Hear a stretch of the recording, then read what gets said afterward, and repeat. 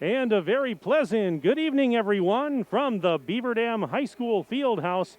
DailyDodge.com presents Beaver Dam Golden Beaver girls basketball. And tonight, it's another JV varsity doubleheader as the Golden Beavers get set to entertain the Crusaders from Edgewood High School. Hi again, everybody. It's Mike Tronson with you at the Fieldhouse. And Justin Wilski, a.k.a. Ninja, is my videographer and engineer for this broadcast. And this broadcast is brought to you by our presenting video sponsors, Columbus Family Dental, QBS Law, specializing in personal injury, transactional law, and will and probate, and the Beaver Dam Unified School District. Tonight's games are also brought to you by your local insurance agent, Kathy Lappin with American Family Insurance, Pine Hills Trucking, Beaver Dam Piggly Wiggly, McKinstry's Home Furnishings, Ballweg Implement, WDS Construction, Coal, Oil, and Propane, Reed Chrysler Dodge Jeep Ram, Air Care, Kevin Carnine, your American Family Insurance agent, Surefire, Bayside Supper Club, Richards Insurance, and Lid Key Motors. And a very happy Monday evening. Glad you can all be with us tonight for what should be a fun evening of girls basketball. Beaver Dam and Edgewood. We've got JV and varsity action for you.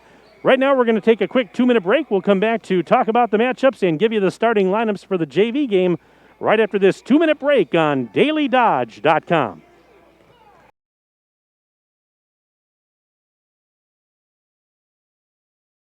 When was the last time someone went the extra mile for you? Hi, I'm Chad Guzzi, owner of Air Care Heating and Air Conditioning in Beaver Dam. We are committed to keeping you happy and comfortable. Whether you need a new furnace installed or your air conditioner repaired, we pay attention to detail and stand behind the work we do. Offering emergency service around the clock 7 days a week, we have been proudly serving the area since 1981. Let Air Care go the extra mile for you. 920-356-8860. See us today at aircareinc.com. My dentist cares about me. Hi, this is Dr. Adam Forster. At Columbus Family Dental, we care about you and your entire family. We're here to provide comprehensive, convenient care for you and your loved ones in a comfortable, laid-back environment. Whether you need braces for the kids or cosmetic work for yourself, we're here waiting for you. Call us today at 623-5559 to set up your no-pressure, free consultation to see if we're the right fit for you. QBS Law in Beaver Dam and Mayville is a full-service local law firm. QBS's attorneys and skilled support staff are ready to serve all your legal needs with a personal touch. QBS handles personal injury claims, workers' compensation, Social Security, disability, bankruptcy, litigation cases, corporate and business issues, criminal, traffic, and drunk driving cases, real estate transactions, probate, estate planning, and more. Call QBS Law in Beaver Dam and Mayville or visit them online at qbslaw.com. Beaver Dam-based WDS Construction offers commercial, general contractor, and pre-construction services in the cold storage, educational, food, industrial, hospitality, medical, and retail markets. Across the nation, WDS provides a better construction experience from groundbreaking to grand opening. And here in its home state, WDS wishes the Beaver Dam Beavers a safe and successful season.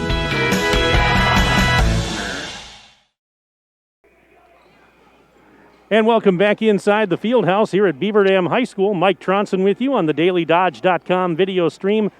Girls basketball tonight, it's Beaver Dam versus Edgewood. Let's give you the starting lineups for the JV game. First, for the Edgewood Crusaders. The starters at guard, Lily Moshkow, a freshman, along with Carly Menzel, also a freshman.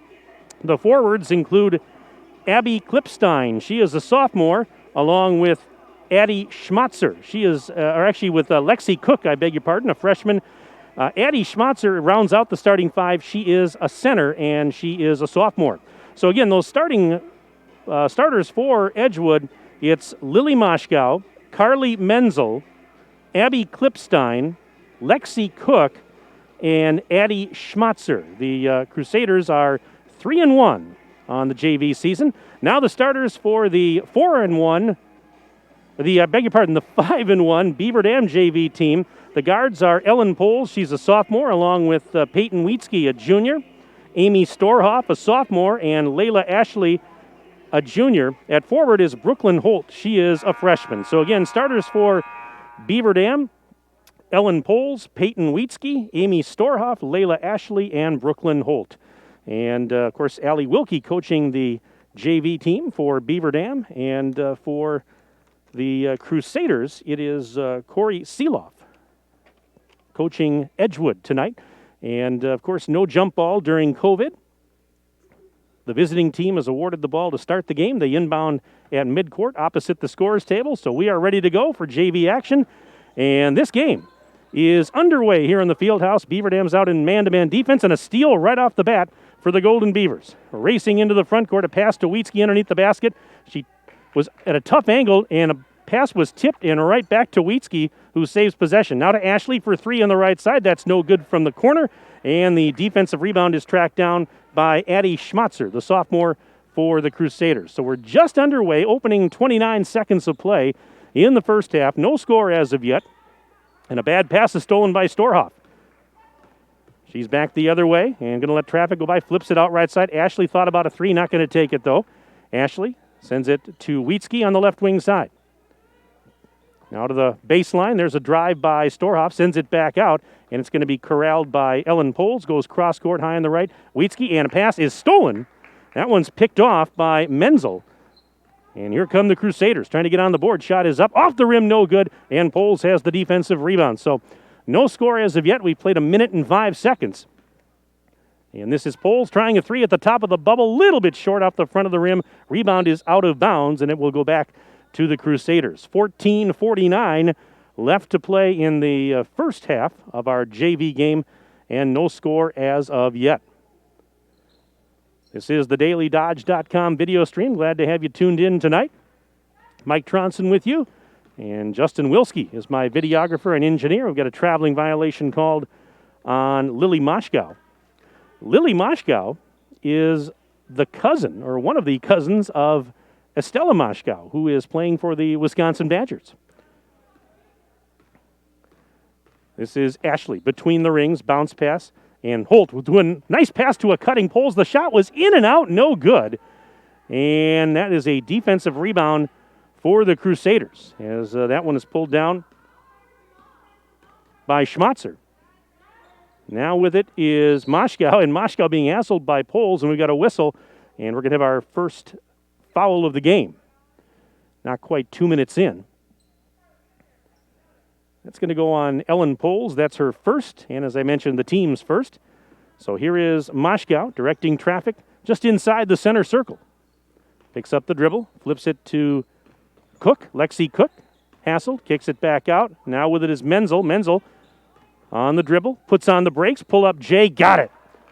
So Menzel makes it a 2-0 lead for the Crusaders. And we are now just a little more than 2 minutes in to the first half of the JV game. Ashley, free throw line, kicks it out. Wheatsky, quick pass to the corner. Storhoff will try a three. Bullseye for Storhoff. She had 10 points the last game when we were here. And she's got 3 already now in a turnover.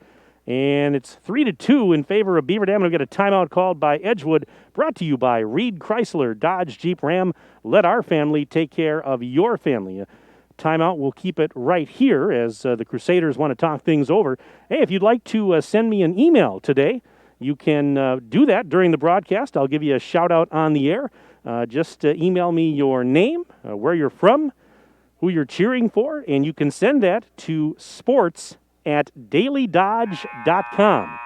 Again, that is sports@dailydodge.com. Send me an email tonight, and I'll be happy to give you that shout out as we roll along here in the JV game and also into the varsity game a little bit later on. Sports@dailydodge.com. Brand new email for you. And the Golden Beavers getting it in. This is Ashley putting it up through traffic, and she scores. Oh my goodness, she was being hassled and was able to force it up and score 5-2 in favor of the Golden Beavers. But it's early, 13:27 and counting left in the opening stanza here at the Fieldhouse. So Schmatzer trying to go to work at the top of the key, guarded well by Holt. Now sends it over to Klipstein. Klipstein takes a few dribbles, picks it up. Bounce pass out And now it's grabbed by Menzel. Menzel worked on by Ashley. Spinning into the lane. Menzel one-hands it up. That's off the rim, no good. And the rebound for Holt. Throws it ahead to Ashley, and Layla Ashley ahead. Finds Storhoff, left wing. Here comes a triple. It is good! Storhoff's got another one. 6 points for her on 2 3-point baskets and a steal on the inbounds. And there's Poles underneath. Storhoff reverses and scores again. She's got 8 points, 10-2, as Beaver Dam leads it by 8, 12:37 and counting left in the first half, and a whistle and another timeout called here by Edgewood. Brought to you by Reed Chrysler Dodge Jeep Ram. Let our family take care of your family. 12:37 to go first half. Well, be sure to stay up to date with Beaver Dam Unified School District at bdusd.org. And you can follow them on Twitter and Instagram at Beaver Dam USD. Also, friends, don't forget to tune in to the monthly Let's Talk radio show with Superintendent Mark DiStefano on the third Thursday of the month at 11:10 a.m. on AM 1430 WBEV. The Beaver Dam Unified School District, guiding students, empowering futures. So 12:37 left to play in the first half of our JV game. Right now it is Beaver Dam with an 8-point advantage. Golden Beavers 10 and the Crusaders 2. Edgewood getting it in, and a whistle. There was contact as that was coming up the floor. Lexi Cook bringing the ball up the right wing side, and she was bumped. Second foul of the half on the Golden Beavers. That's first on Wheatsky. And a loose ball at half court and saved by the Crusaders. This is Cook in the backcourt, and now double dribble is called on Cook. Well, just Beaver Dam's defense just causing all sorts of fits here for the Crusaders to start this game. So Wheatsky will inbound, and wait a minute, before that we've got a timeout. Again, brought to you by Reed Chrysler Dodge Jeep Ram. Let our family take care of your family. And a 30-second timeout. Again, we'll keep it right here. And once again, I'll remind you, send me an email tonight, and I will be happy to give you a shout-out on the broadcast. Send me your name, where you're from, who you're cheering for. And again, that email is sports@dailydodge.com. Sports@dailydodge.com. That's a brand new email that we've got working for you now.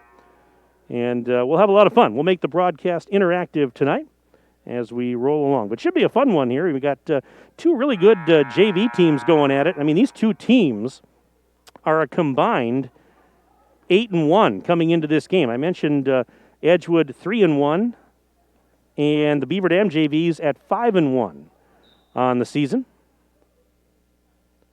So Wheatsky looks to throw it in and gets it to Ashley. Ashley on the drive, kicks it out. Faking the three with Storhoff. She'll go in. Underhanded scoop shot, missed that one. And the rebound for the Crusaders. Sophomore Elizabeth Jocks checked in a moment ago for the Crusaders, and she's going to pop a three. Line drive three is no good. Rebound tipped out to Ashley, and immediately back the other way. Ashley 2-on-1. Bounce pass. There's Wheatsky, left doorstep, spins, puts it up wildly off the glass. No good. Got her own rebound and kicks it out. Now Storhoff, deep three. Yes, she's got another one. That's her third here in the half. She's got 11 points. She's got 11 of Beaver Dam's 13 points. They lead at 13-2 with 11:41 and counting left in the opening half.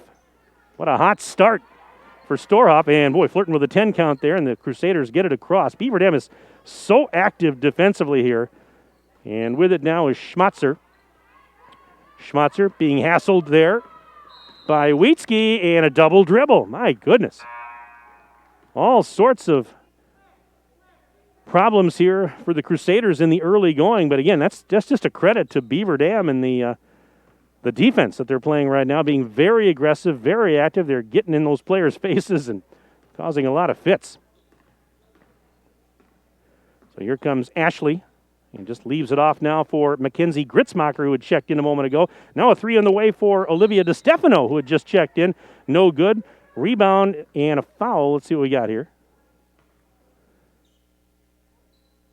It's going to go. This is going to be the first of the half on the Crusaders, and it's called on Jocks. That's her first. So free throws coming up here, and the first one is no good. 11:09 left to play first half. 13-2 Beaver Dam, and the second free throw is good for Wheatsky. She got one of two,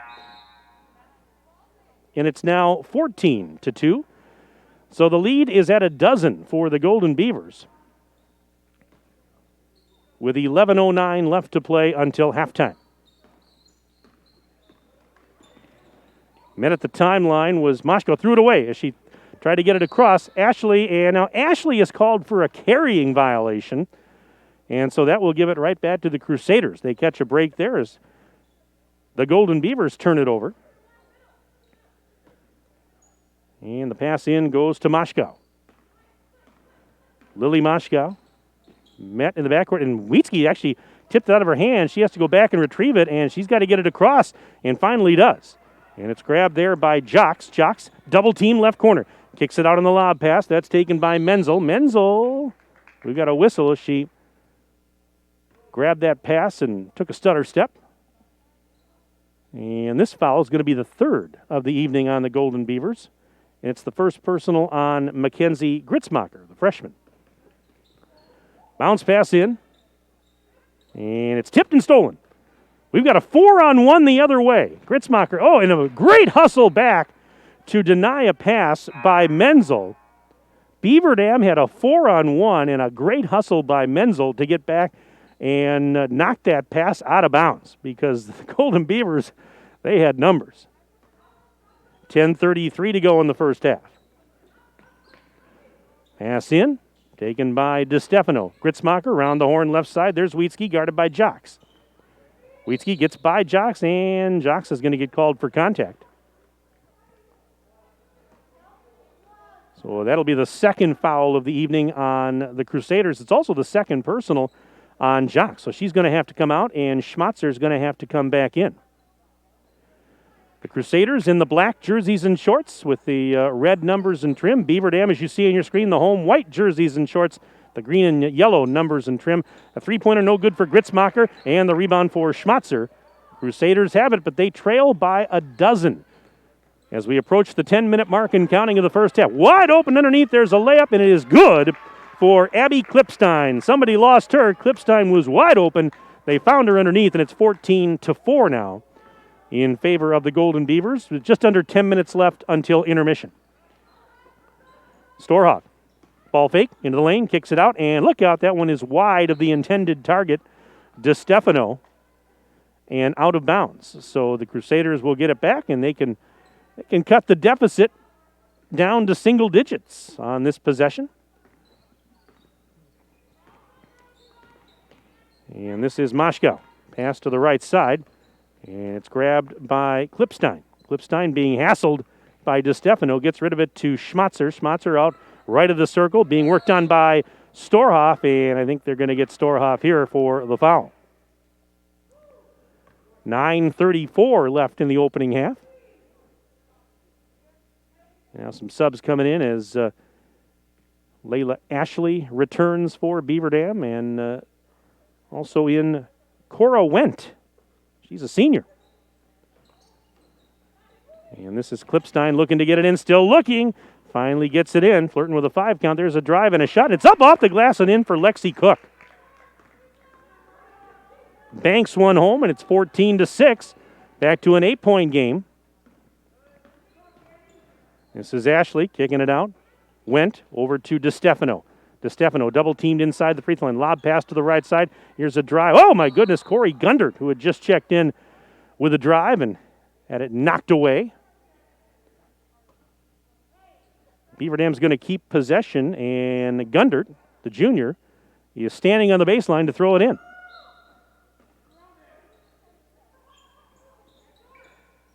Passes in. DeStefano has it in the left corner. Sends it up top. Gritzmacher right side. Gundert tries the three. Yes! Corey Gundert from downtown Beaver Dam, and it's 17-6 in favor of the Golden Beavers. Traveling violation on Moshko.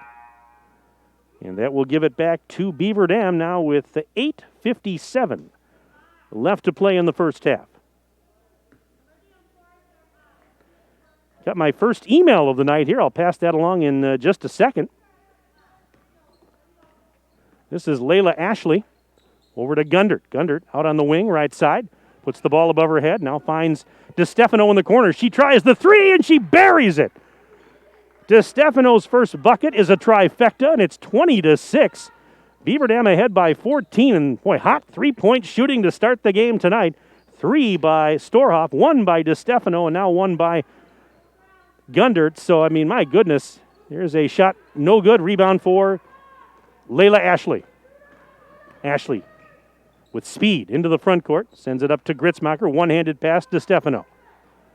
DeStefano takes off, down low, underhanded shot, over the rim, too strong, and the defensive board for Menzel. Approaching the halfway point of this opening stanza. Audrey Yeager, a sophomore, is now out there for Edgewood. She checked in a little while ago. And a pass is off the fingertips and stolen by Ashley, 3-on-2. Ashley bounced past Gritzmacher, hassled and lost the ball, and it's picked up by Klipstein, and Klipstein will send it ahead. Pulling up at the free throw line, Menzel I thought was going to take a shot and kicks it out instead. In a three-pointer, no good for Moshkow, in and out, rebound to Stefano. Ahead on the outlet, Ashley. And another nice pass to Wendt, who goes in for a layup. Just tic-tac-toe passing. And Ashley found Wendt cutting to the basket. Wendt scores. It's 22-6 timeout. I believe Edgewood with 7:28 to go in the first half. It's a 1-minute break. We'll take a 1-minute timeout on DailyDodge.com.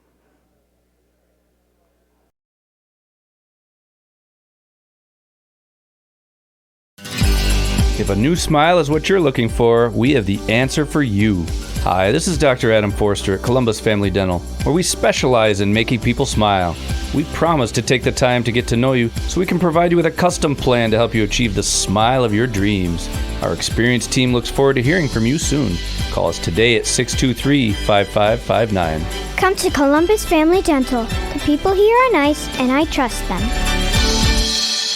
Every Thursday from 5 to 8:30 at the Bayside Supper Club, you can have the famous chicken wing and rib combo for $12.99. 12-ounce prime rib for $14.99. All-you-can-eat deep-fried fan-tailed shrimp for $14.99 and 2-for-1 drinks at the bar from 5 to 7. Fridays, the all-you-can-eat chicken and fish seafood buffet from 4:30 to 9. And Saturdays, the prime rib shrimp seafood buffet from 5 until 8:30. Sunday brunch is back every Sunday from 10 to 1. Make your reservations today for the Bayside Supper Club at 887-0505. And back to live action. Edgewood has the ball. Right now, Beaver Dam has the lead, 22-6. The Golden Beavers on top of the Crusaders in our JV game. And here's a drive and a whistle. We've got bodies hitting the deck. We'll get the call here. But a foul's coming up on Beaver Dam with 7:10 left to play in the first half. And Elizabeth Jocks reporting back in for the Crusaders to inbound. On the baseline over to our right. Jocks still looking to get it in. Still looking. And a lob pass in. It was denied, intended for Moshkow, and Corey Gundert says, no way. She slaps it out of bounds. Crusaders will have to try it again. And the bounce pass in, and it's stolen. That's Holt. Brooklyn Holt takes it away. Now Gundert up the floor, crosses the midcourt stripe. Pass to the left baseline. Gritzmacher, one-touch pass up to Wendt. She missed the three. Rebound is loose. Holt trying to tip it to a teammate. It's out of bounds. And actually, nope, yeah, they were pointing the wrong way for just a second. Now the official says, nope, it's Edgewood basketball with 6:55 remaining in this first half of play. Got an email here. It says, thank you for broadcasting Heather and Trenton Holt. That's Brooklyn's mom and brother cheering the Beaver Dam JV team and number 33, Brooklyn, on to victory. Thanks, guys, for checking in with that email. Do appreciate it. I've got another one here I'll get to in just a moment. Right now it's Edgewood with Schmatzer trying to go back to Moshkow, and a foul here is going to be called on Layla Ashley. Another email here. It says, go Beaver Dam. Keep up the great playing. Hip, hip, hooray. To number 33, Brooklyn. Boy, she's got a fan club here, doesn't she? This is from her favorite grandparents in Minneapolis, my hometown. That's right. Don't hold it against me. I grew up in Minneapolis. Very spoiled to live in the Twin Cities when I was growing up, but I love it here too. This is home now. There's Ashley trying to go in for a layup and got fouled. No, most of my family still resides up in Minneapolis, St. Paul, and I never get tired of going back and seeing people, but this is home. This is home now. It has been for 24 years almost. Ashley's first free throw is good. It's a line drive free throw, and she got it to make it 23-6. And the next one, that is good. Yeah, 23, almost 24 years I've lived in town here now, and this is my 24th year announcing games for WBEV and DailyDodge.com. Boy, time flies when you're having fun. We got a whistle with 6:18 to go in the half. That's the 7th foul of the game on the Golden Beavers. And if I'm reading that right, it's the second personal on Ashley.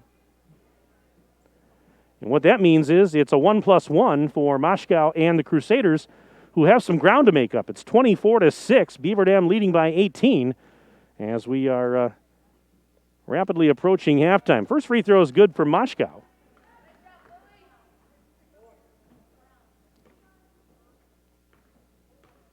And she'll get one more. Second one, in and out, no good. Rebound is going to be grabbed by Emma Wendt, the other half of the Wendt sisters, Cora and Emma. And there's a pass off the hands of Emma Wendt and out of bounds, and it's getting away, but it's going to go back to Edgewood with 6:10 left to play in the first half of our JV game.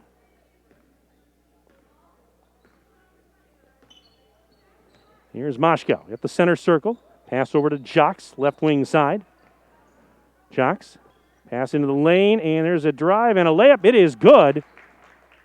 That's a badly needed bucket for the Crusaders, scored by Lexi Cook. I've got her for 4 in the game already, 24-9. Here's Holt. Up top of the key, Wendt over to Poles. Poles left of the circle. Sends it back to the top of the arc. There's Wendt giving it to Holt again. She stumbles a little bit, but maintains the dribble. Now back up to Wendt for a 3-ball. It's too strong, and that is a rebound pulled down by Klipstein. So Abby Klipstein leaves it off for Moscow. 5:19 to go in the half. Pass into the lane, and there was contact and an immediate whistle. That's going to be the 8th foul of the half on Beaver Dam. Second personal called on Poles, and it's going to put Cook over at the charity stripe. Substitute here is Sadie DeVries has checked in for Beaver Dam. And the front end is no good. In and out, and the rebound is going to be grabbed by Wietzke. The pass is thrown ahead, and it's going to be actually tracked down. It was intended actually for Wietzke, but it's tracked down instead by Menzel. Gives it off now to Cook. Cook driving, and she got fouled. Boy, Cook took it aggressively towards the basket on the right side, and she got fouled, and she's rewarded for being aggressive as she earns an all-expenses-paid trip to the free throw line.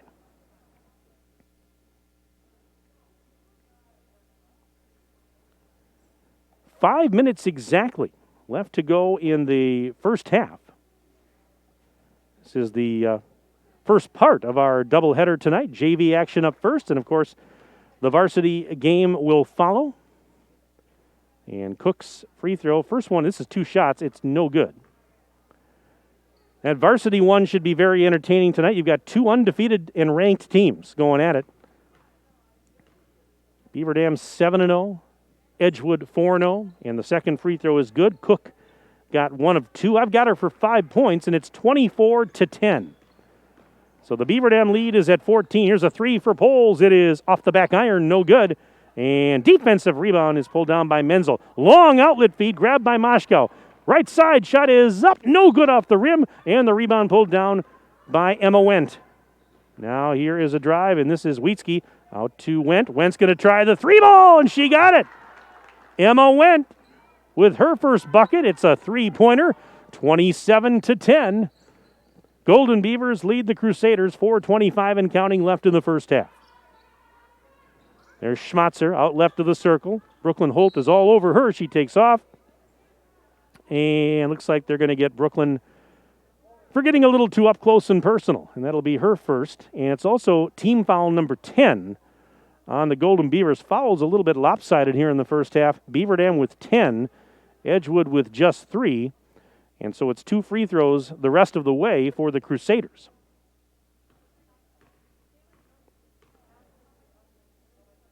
So the first of 2 is up, and it is no good for Schmatzer.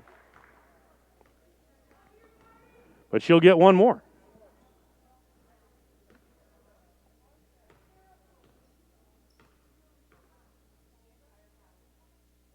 And the second one is on the way. It is no good off the back of the rim. Offensive rebound, pass, and a shot is off the glass. No good. Another offensive board, and that one is up and in. Schmatzer, well, again, offensive rebound. She gets second and third opportunities. Good things will usually happen. And Schmatzer was able to lay it up and in, 27-12. And there's Wendt for 3 on the right side. No good. Rebound out of bounds. And looks like it's going the other way. Yeah, you don't want to give up those offensive rebounds on a free throw. And that's what happened there. Crusaders got a couple of looks after the missed free throw, and it led to 2. 27-12. Here's the drive. Schmatzer, and she's fouled, and looks like that's going to go on DeVries. And Schmatzer is going to go right back to the free throw line with 3:52 left in the half.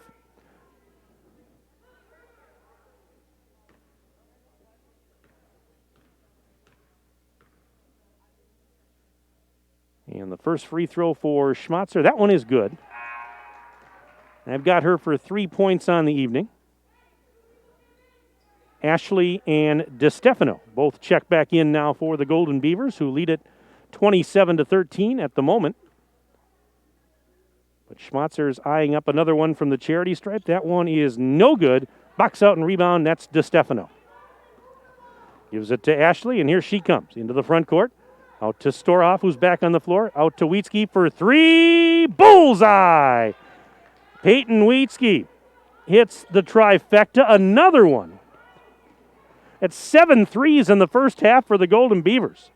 And they lead it 30-13 with just under 3.5 minutes left until they blow the horn. There's a ball knocked loose by Ashley. Scramble for it. And saved by Edgewood's Menzel to Schmatzer. Schmatzer then hassled as she tried to go up with it, but what a save by Menzel. She was lying on her backside and flipped it up and somehow got it to Schmatzer, and then Schmatzer's ending up with the free throw line. Schmatzer has been at the free throw line quite a bit here over the last few minutes. And eyes up the first of 2. It is no good off the back of the rim. Still 30-13 BD on top for now. And the next one's on the way. That is money. 4 points for Schmatzer, 30-14. Still a 16-point advantage for the Golden Beavers. Ball knocked out of bounds by Menzel. Nice hustle there. Quick defensive hands. But Beaver Dam keeps possession. Here's Wietzke to inbound, right at midcourt, opposite the scorer's table. And she'll find DeStefano. DeStefano goes to Ashley on the right wing side. Ashley, pass into the post, and a foul on Klipstein as she was trying to deny Storhoff.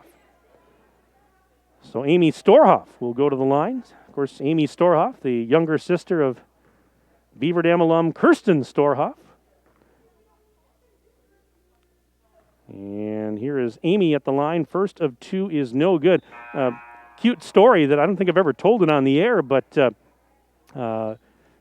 Amy Storhoff's mom will remember this one. Back when the Golden Beavers won their first state championship back in 2017. Second free throw, in and out, no good. I was taking pictures at the Rest Center on our postgame show as the Beaver Dam girls were receiving their individual medals. Here's a pass out to Schmatzer, who puts a shot up. It's no good. Offensive board put back for a Cook. That won't go off the rim. Another offensive board. Another shot up by Schmatzer won't go. And Ashley finally comes down with it back the other way. And she puts on the brakes, gives it to Ellen Poles. I'll finish that thought in a moment here. Here's a lob pass. Wheatsky tries the three and buries it from the right corner. So Wheatsky hits a three. Her second triple, 7 points for her, and it's 33-14 Golden Beavers, 2:19 to go in the half. But I was taking pictures with my cell phone, and I happened to snap it right as Kirsten Storhoff was receiving her medal. There's a turnover. Throws it ahead. Ashley Ann Wheatsky can't save it from going out of bounds. But I happened to snap the picture right as Kirsten was getting her medal, and I posted that and a bunch of other pictures on social media. And Kirsten's mom, boy, she saw that, and she said, "Can I have that? I want that for the scrapbook." And I said, "Absolutely, you can have it." And I don't think I ever talked about that on the radio. Cute story, though, as a turnover. And Wheatsky missed the layup. Ashley, the offensive board, she had it knocked out of her hands, out of bounds. Somebody got a paw on it for Edgewood. Ball's out of bounds, and Beaver Dam's going to keep possession. But I'm sure Kirsten or somebody's got that picture somewhere in the scrapbook or saved in the archive somewhere. And it wasn't the greatest picture. Cell phones can only zoom in so far. Storhoff, another three! Oh, my goodness. 4 triples and 14 points total for Storhoff, 36-14. I know I've still got that picture in my archive somewhere. There's Menzel. Shot no good. Rebound is loose. Schmatzer rips it away, and she tried to go up with it. Now we've got a whistle as Schmatzer hits the deck. Boy, Schmatzer and Storhoff fighting for that ball on the right doorstep. And a foul's called on Storhoff. That's her second.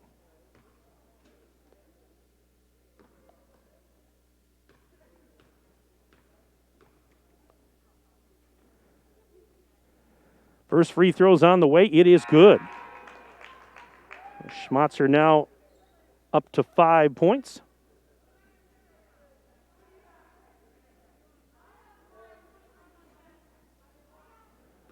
And one more coming up.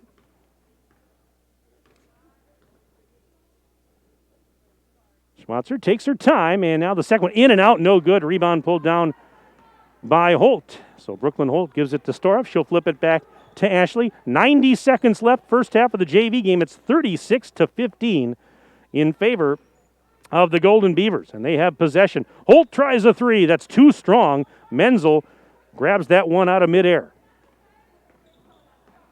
Menzel racing ahead. Right side, off balance shot, and she got it to go. Oh, my goodness. Menzel turned on the afterburners, and that's a tough off-balance shot. She got it to go, 36-17.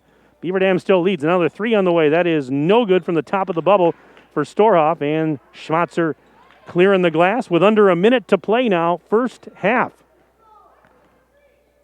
Here's Menzel for three. That is a rainbow three that's no good off the rim, and I think Gritzmacher is going to get called for a foul as she was going for the rebound.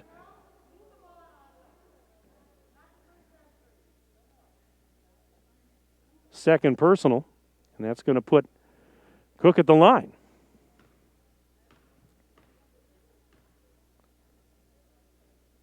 And the first free throw is no good. Missed it a little bit short. She'll get one more.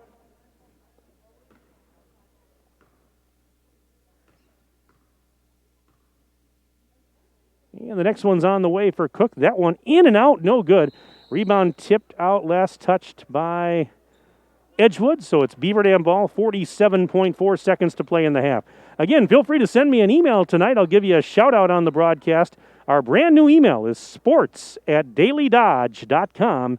Again, sports@dailydodge.com. Send me your name, where you're from, who you're cheering for, what you're having for dinner, what you want for Christmas. You get the idea.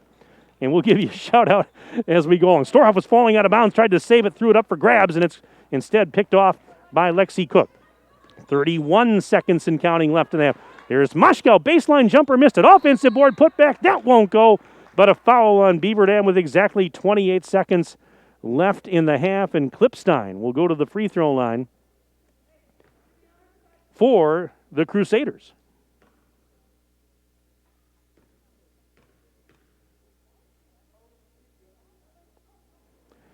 First free throw's up and good. Klipstein now with 3 points on the evening. And she'll do one more. It is up. Second one, banks it home. Klipstein banks one in, 36-19. Golden Beavers lead the Crusaders. 22 seconds and counting left in the first half. And now a whistle and a traveling violation. Got an email here from Barb Sherman. She says, hi, we're watching our granddaughter, Layla Ashley from northern Wisconsin. Go Beaver Dam JV girls. Hey, thanks for the email, Barb. Do appreciate it. Hope the weather's good for you up there in northern Wisconsin. You probably have less snow on the ground up there than we have here.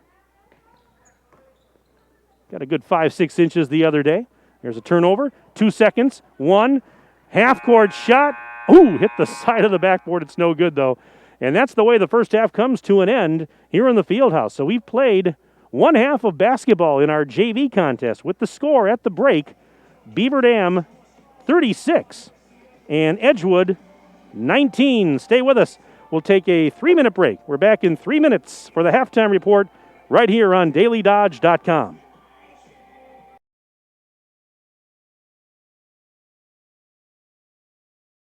To those who love the grind, run with us on a John Deere Gator UV. Because your daily routine may change, but the land stays the same. There's still ground to cover and a herd to keep in line. Out here, the work never stops. So keep going on a Gator UV with the power to forge ahead.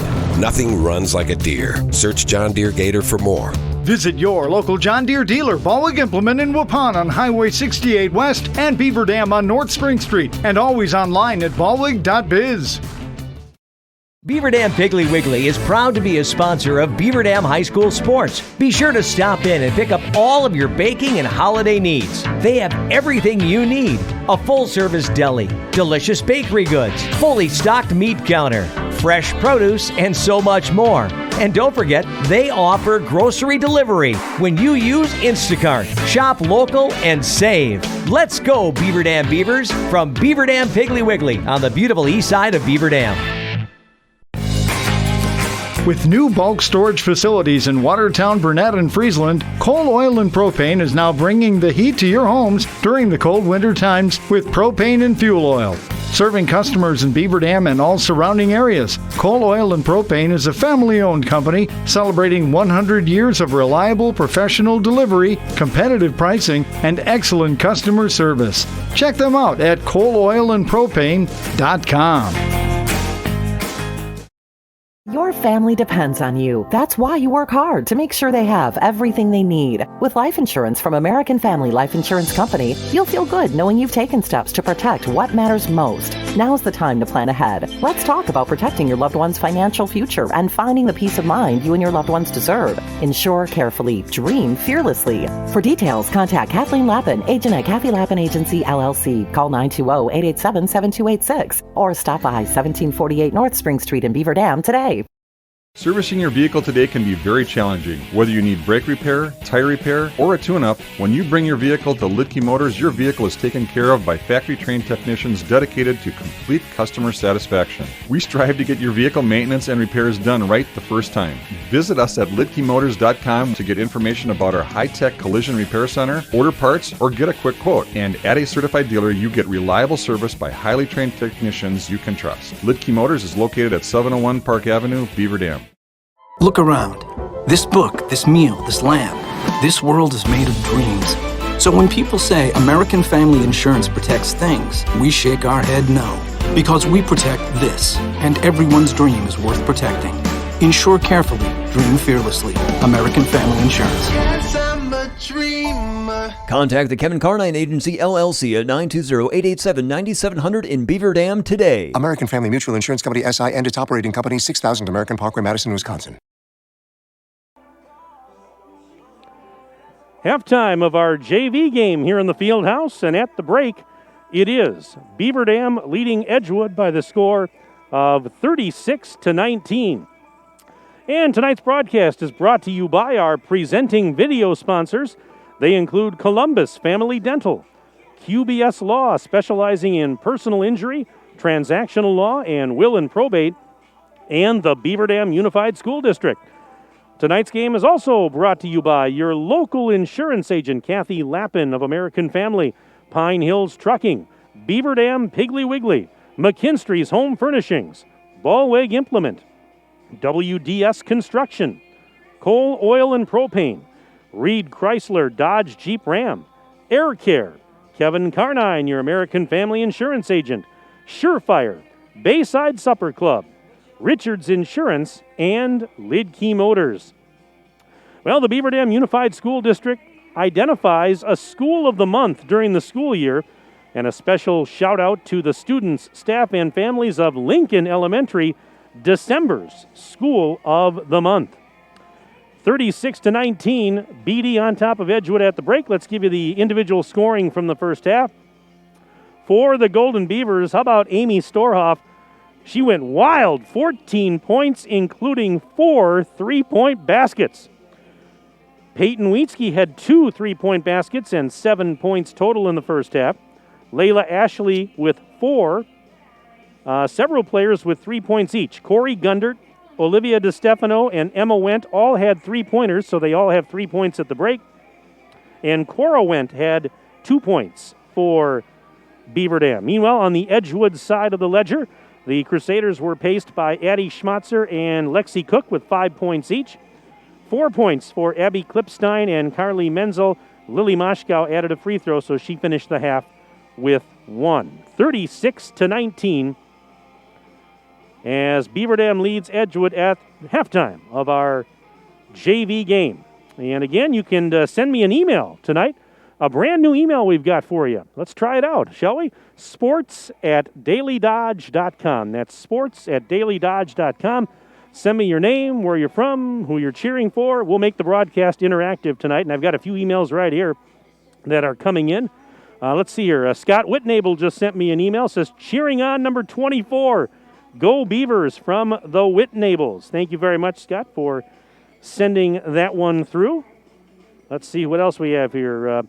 Got an email here from Steve. Steve Cool. He says, thanks, Mike, for calling the game. Always enjoy your play-by-play.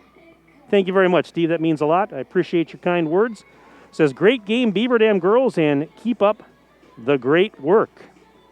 Let's see. More coming in here. Let's see what we've got here. This is from James. James Hoffmeister says, watching our niece from Turtle Lake, Wisconsin. Not that much snow on the ground, but only 8 degrees tonight. Oh, it is cold. It's December, huh? I guess, this isn't Miami, Florida here. So, 8 degrees. Stay warm, my friend. But James, I hope all is well with you up in Turtle Lake. I used to be up in that area a lot when I was working for WEAU TV, Channel 13 in Eau Claire back in the mid-1990s. I used to drive all over northwestern Wisconsin for the news and sports department, and I used to get to Turtle Lake every once in a while. So, James, hope you're doing well. Let's see what we got here. We've got an email from Dale here. It says, hi, Dale and Joe Skogman, Cora and Emma Wendt's grandparents, proudly watching from Gladstone, Michigan in the UP where they have no snow. Now, how does that happen? Oh, my goodness. I was up in the UP this past September for a couple of days during the fall color season. It was some of the most beautiful scenery I have ever seen in my life, and I can't wait to go back and do more exploring. But Dale and Joe, I wish you well. Thank you very much for the email. We'll take a quick 2-minute break. Back for the second half right after this on dailydodge.com.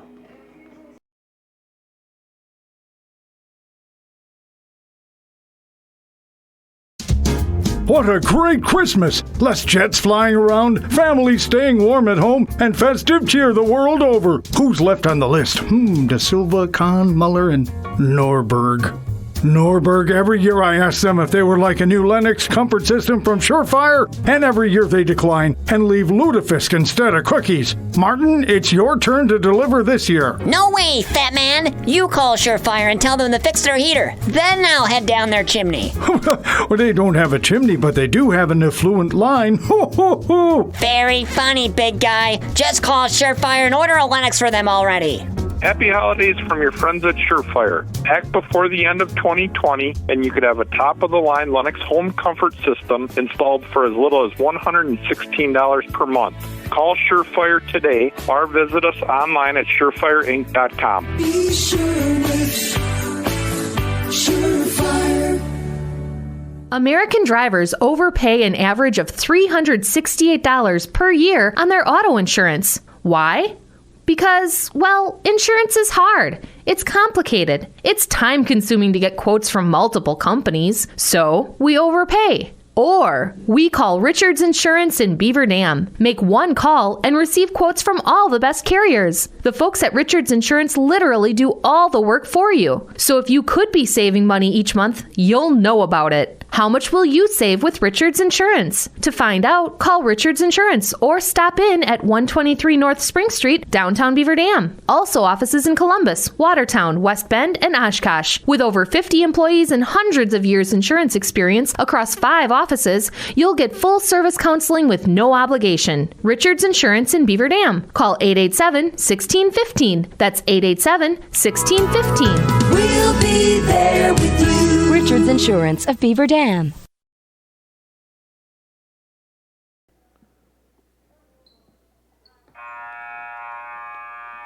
All right, second half set to get underway here in the field house with Beaver Dam leading Edgewood in this JV girls basketball game 36-19.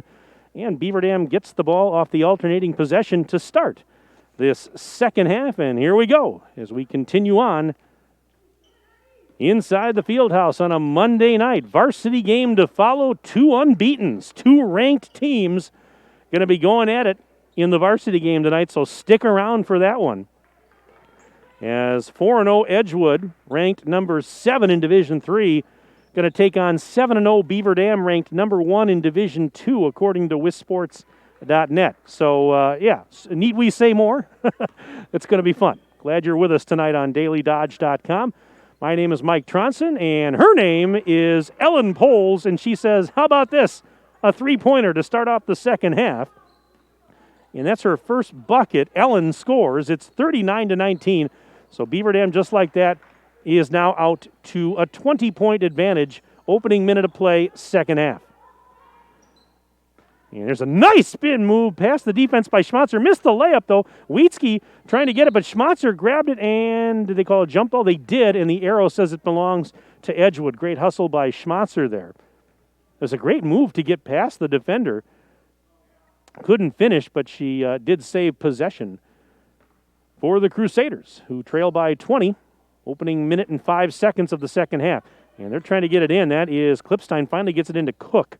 Cook now gives it to Menzel. Menzel high on the right, tries the 3-ball. Got it! Oh, that's a rainbow 3 for Menzel. And it's 39-22 Beaver Dam. 14:40 and counting left in the first half. Here is Poles again, this time on the left elbow, right near her own bench. And takes off, right-handed dribble, flips it back to Ashley. She'll set up near the big B and D at the center of the floor. Now a bounce pass off to Wietzke. Wietzke finds Poles on the right side. Poles giving it to Ashley. Right side dish, wide open Wietzke. Here comes the 3. It is off the rim, no. Ashley the offensive board. Ashley back up with it over the rim, too strong. Another offensive board. Holt, she had it knocked loose. Still loose. They fight for it. Scramble. Jump ball is going to be called. The arrow says it's Beaver Dam basketball. What a scramble that was. And Beaver Dam comes out of there with it, thanks to the alternating arrow. So Wietzke will throw it in on the baseline. And pass knocked around like a pinball. Holt saves it, puts a shot up. No good off the rim, and the rebound for Klipstein. Oh, I thought that was going to go for a second. It rolled on the rim for what seemed like an eternity and then just fell right off.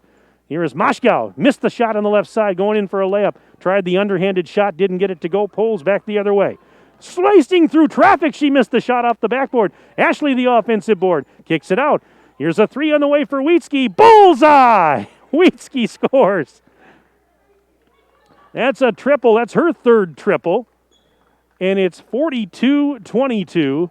Back to a 20-point Beaver Dam lead. 13:21 to go in the second half. Traveling violation on Edgewood. This is more, we're seeing more of the same here. Last time when I saw the Beaver Dam JV team a couple of nights ago, they were shooting well from three-point land. That's continued here tonight. Last time they played really aggressive defense. We're causing lots of turnovers. That's continued here tonight. So Coach Allie Wilkie got to be liking what she's seeing here from this group. just in the first couple of weeks of the season here. They've made some nice strides and really are looking pretty solid. Here's a 3, and it is good for Poles again. Another 3. That's her second. I mean, it is raining down 3s here tonight in the Fieldhouse. Courtesy of the Beaver Dam squad, 45-22. 12:36 and counting left in this one. Here's Moshkow. Driving, hit it, knocked away, picked off by Ashley. And a bounce pass to Poles, she'll bring it ahead. Poles finds Wietzke out on the right wing. She's going to go cross court. There is DeStefano, who's checked back on back to Poles. Quick pass up top. Wietzke, little pump fake there. Still with it, picks up the dribble, finds DeStefano. Round the horn, left side, there's Poles in front of the Beaver Dam bench. Now back to Wietzke. As they play catch up top, Wietzke puts on the brakes. Approaching the 12-minute mark and counting of the second half. And DeStefano up to Ashley. Open for 3 at the top of the silo. It's off the rim, no. And the rebound is going to go out of bounds. Last touched by Beaver Dam. Yep, they're pointing the other way here. So it's going to be Edgewood basketball as Storhoff checks back in for Beaver Dam. A lot more emails coming in here. We've got Jody Recheck sending me an email today, cheering for the Beaver Dam Golden Beavers and especially Kenzie Gritzmacher, number 1. So thank you very much, Jody, for that email. And Shelly Storhoff just sent me an email here. She says, you are right. We still have that picture. And there's a turnover. Here's Ashley racing back, and a layup is good with the right hand. Ashley scores. She's got 6, and it's 47-22 in favor of Beaver Dam. And, in fact, in the email, Shelly attached the picture. There it is.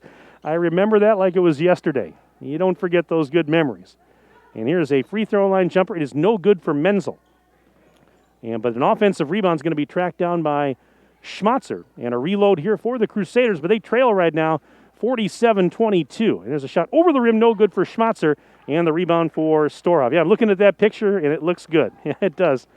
And Shelly says, thanks for being such a great supporter of our girls. Our community is fortunate to have you, and that is very, very nice of you to say. I really appreciate that. Thank you so much. Double dribble on Brooklyn Holt. 24 years I've been doing this, and they haven't kicked me out of town yet, so I guess that's a good sign. But, Shelly, thank you very much and appreciate the email. And got an email here from Tracy Schmatzer, Addie's biggest fan. Says, awesome shooting. Enjoy watching the girls play. Thanks for the great broadcast. Hey, thanks, Tracy. Appreciate that email. We'll get to some more of them here in just a little bit. 10:35 to go in the second half of the JV game. 47-22. Beaver Dam leading by 25 at this juncture. There's Schmatzer. Talking about her a minute ago. Had the ball knocked loose. And a 2-on-0 the other way. Storhoff and Ashley, who's going to take it? Storhoff will take it and lay it up and in. 49-22.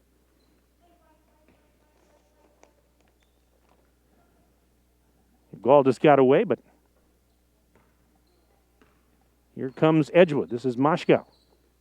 Throws it across. Ball was tipped by Ashley right into the waiting arms of Storhoff. Now a return feed to Layla. Ashley, nice pass to a cutting Holt. Reverse layup. No, she missed it. Offensive board. Ashley put back. She didn't miss that. And a timeout being called by Edgewood. Full timeout brought to you by Reed Chrysler Dodge Jeep Ram. Let our family take care of your family. Back in 1 minute on dailydodge.com.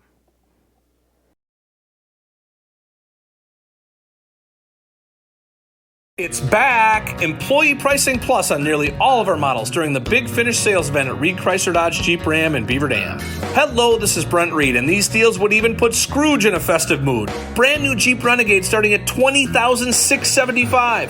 Four-wheel drive Compasses, $24,389. Four-wheel drive Cherokees, $24,861, and Dodge Journeys at $22,840. Happy and safe holidays to your family from our family at Reed Chrysler Dodge Jeep Ram in Beaver Dam and ReedChrysler.com. Are you looking for a career where you are appreciated and treated well for what you do? Pine Hills Trucking is currently hiring and they want you to become a part of their family. Bob, the owner of Pine Hills Trucking, knows the entire team has contributed to the success of the business, and he's grateful for everyone he has worked with along the way. Now he wants to hear from you. Call 920-887-8337 to learn more. Your friends at Pine Hills Trucking wish all Beaver Dam High School athletes a safe and successful season.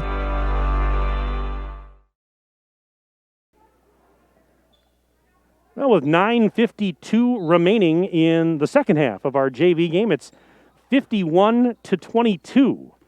Beaver Dam with the lead, Edgewood with the basketball.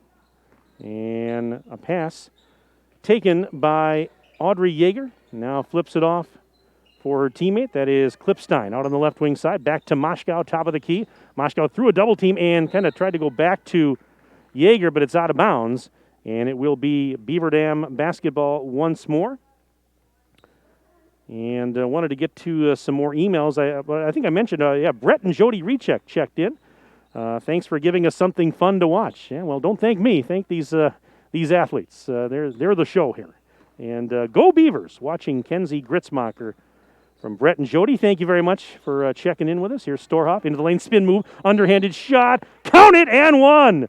Well, Storhoff's having a night here. She's got a chance for an old-fashioned three-point play. I've got her for 18 points thus far. Foul was on Klipstein. That's her first, team's first in the half. Free throws up, no good, and the rebound for Klipstein. This is Moshkow. A little hesitation move. Driving right side. Missed the layup a little bit short, and they fight for the rebound. Jump ball is called. The arrow says it belongs to Edgewood. Nice email here from Kyle Marks. Kyle says, watching our niece, number 33, Brooklyn Holt, in Mayflower, Arkansas. It's a bone-chilling 40 degrees out right now as the shot is up. And now a scramble for the loose ball picked up by Edgewood. There's a free throw line jumper a little bit short for Yeager. Out of bounds it goes. And actually last touch by Beaver Dam, they're saying. It says, go Golden Beavers. Kyle and Ann Marks down in Arkansas. Thank you for that email. And the inbounds pass, that is Klipstein. Flips it up to Cook. Cook, double team near the right block. Sends it up now to Yeager. Off a screen she goes, right side. Being hassled by Wietzke, and now we've got a collision. And it looks like Went's going to pick up a foul here. I should say Cora Went. Her first, team's first. Got a nice email here from Kathleen. She says, you're a wonderful announcer. Well, you must be listening to somebody else, Kathleen. No, thank you very much for that. She says, higher quality than I would have ever expected for a JV game. Well, we take it seriously here as a turnover. And here comes Gundert back the other way. That's from Kathleen Slattery Moshkow. And Kathleen, thank you very much. I really do appreciate your kind words. And yeah, absolutely. We're not going to let the JVs take a back seat in quality if we can help it. They're out there too. And here is a shot banked home by Cora Went to make it 55-22. But thank you again, Kathleen, for that email.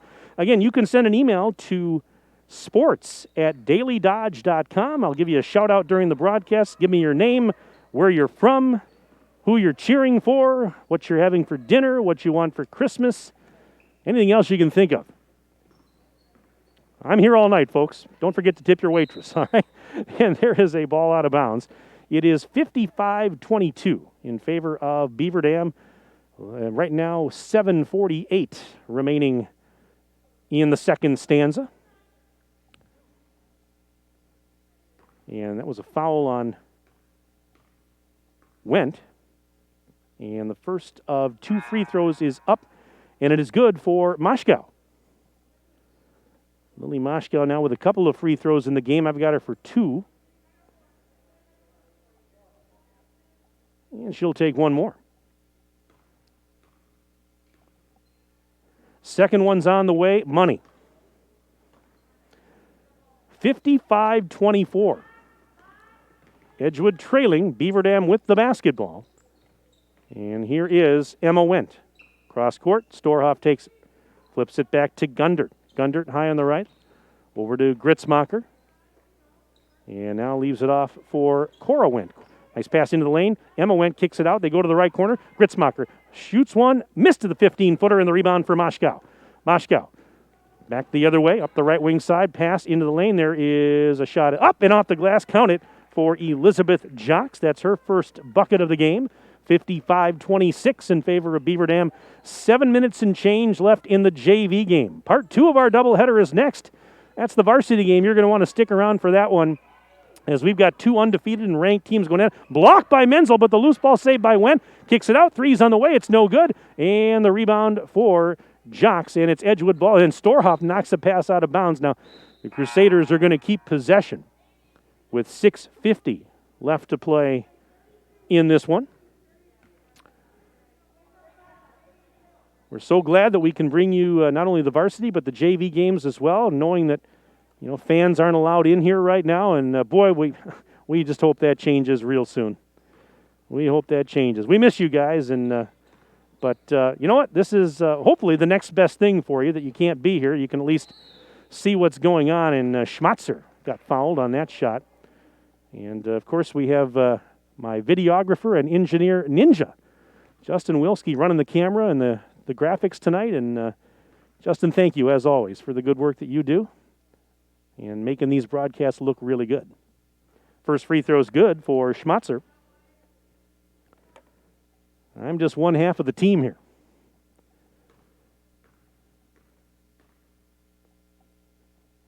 One more coming up, and that one is a little bit short off the front of the rim. Rebound pulled down by Wendt. Here come the Golden Beavers, still ahead 55-27. Here's Sadie DeVries. Little shot from 10 feet out. Missed it off the glass. That's a defensive rebound for Menzel.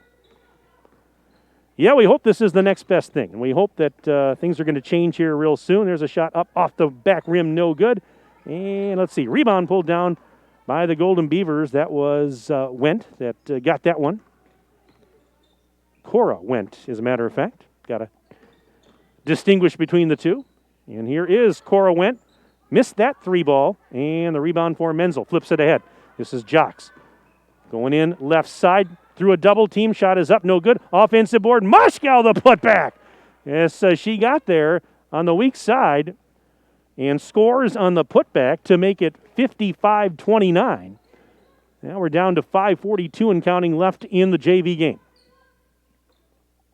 But yeah, you got to like what you're seeing out of Beaver Dam. Again, I haven't seen every game they've played this year, but I've seen a couple now. And here is Wendt, turnaround jumper, no good. And Jocks and Wendt hit the deck. Jocks was going to try and play defense, and Wendt, along with Jocks, went down, and they both bounced back up, and now Wendt at the free throw line. But yeah, just some improvement already that we've seen from this Beaver Dam JV squad. Coming into this game at 5-1, and the first free throw is good for Cora Wendt. And, the Edgewood team, they haven't played as many games, but they came in 3-1, so they're off to a decent start. The Badger North and Badger South aren't sponsoring regular conference seasons this year, but technically I guess we could call this a crossover game. Badger South versus Badger North. Second free throw good. And let's see here. 5:24 to go.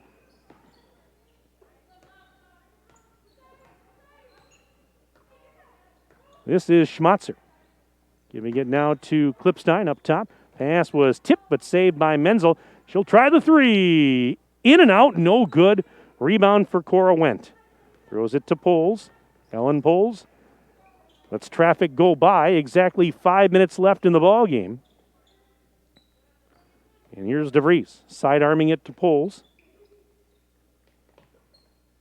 And now over to Gritzmacher. Gritzmacher had 12 in that game that we did here. Was that last Thursday night when we were here? Had 12 in the win. Here's a bounce pass to DeVries. She's triple-teamed in the block. Kicks it out to Gritzmacher. Beaver Dam, they've got a big lead here. They can, they don't have to force anything. They can play catch, working around. DeVries tries a three. It's off the rim, no. Karam to the left side. Poles tracks it down. And a reload for the Golden Beavers. And now here's Wendt for three in the corner. Arcing rainbow shot is no good. And the rebound for Klipstein. A lot of air under that one and wouldn't go.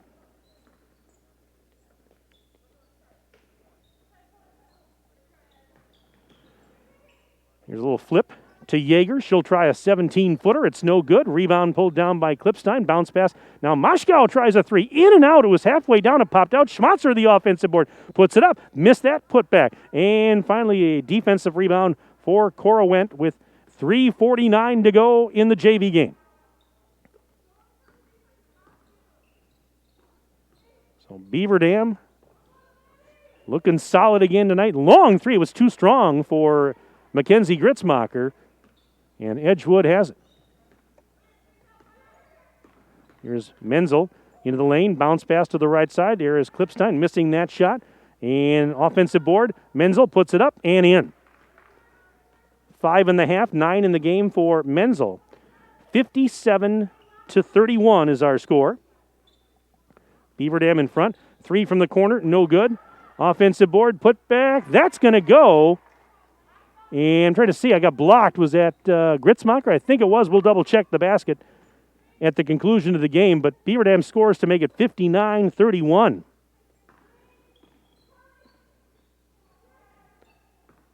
So we start to wind down the final couple of minutes of this one.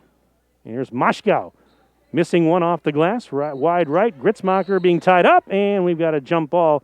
And the arrow says it belongs to Beaver Dam. Got another email here from Steph Eastlick. Says, thank you for providing the broadcast. We love watching all the girls, both JV and varsity. Go, Beaver Dam. They're cheering extra hard for Corey Gundert with love from the Eastlicks. Thank you very much for that one. And let's see here. Hey, Benjamin Beaver. Benny just sent me an email. And boy, we talk about missing fans. We miss Benny the Beaver in here too during these COVID times. And I'll get to his email here in just a second. With 2:20 and counting left in this JV game, Beaver Dam 59 and Edgewood 31. DeVries at the free throw line out to Gunder. Quick sidearm pass. Gritzmacher baseline. It traveled actually and give it back to the Crusaders. Let's get to Benny the Beaver's email here. Benjamin, how are you doing, buddy? I hope you're well back in the lodge watching this one. He says, how times have changed. In 2007, Coach Chase's second year, as a shot is up, no good. Offensive board kicked out. Moshkow for three, no good, off the rim. Rebound for Holt and a whistle and a foul.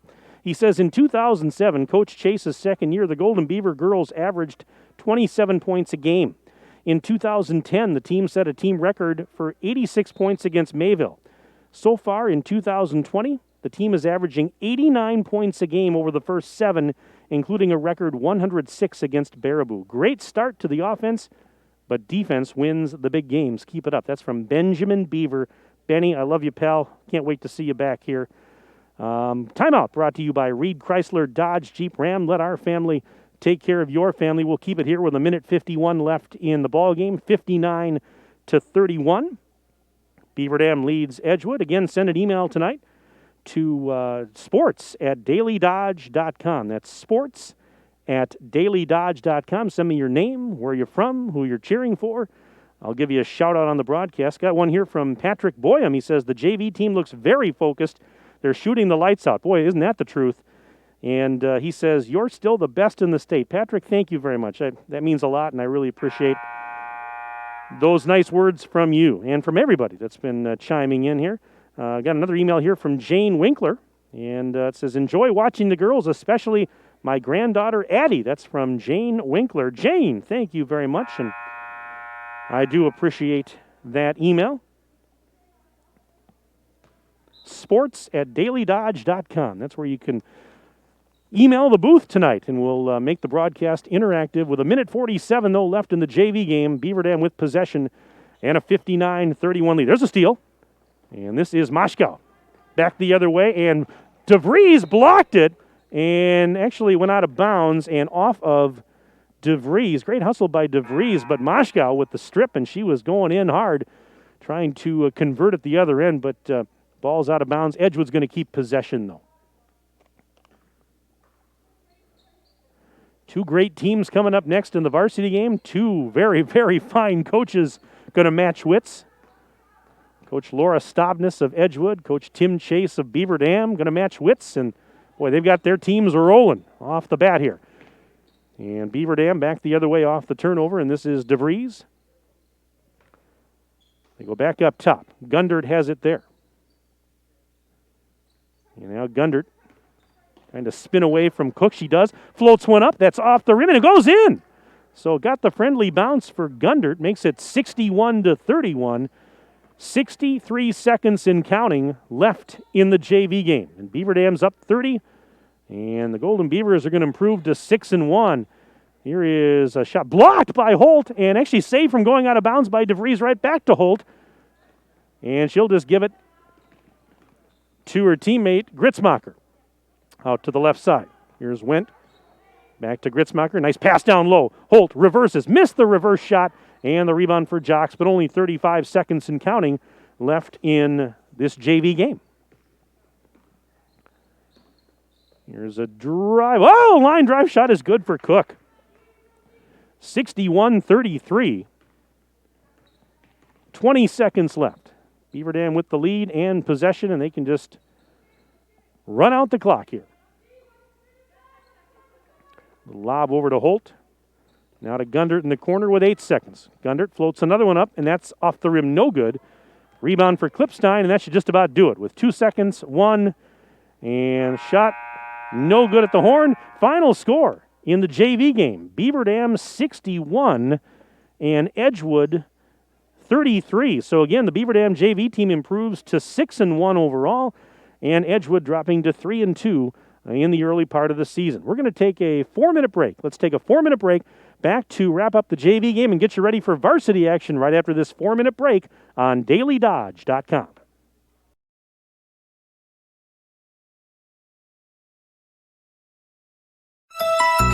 Hi, this is Sandy from McKinstry's Home Furnishings in downtown Beaver Dam. We wish all Beaver Dam athletes success this season. High school sports is a time-honored tradition in Beaver Dam, a tradition that McKinstry's is proud to support. At McKinstry's, community is family, which is why, since 1858, we've been honored to be part of your family's home. We hope that your pieces become family heirlooms. McKinstry's Home Furnishings, downtown Beaver Dam.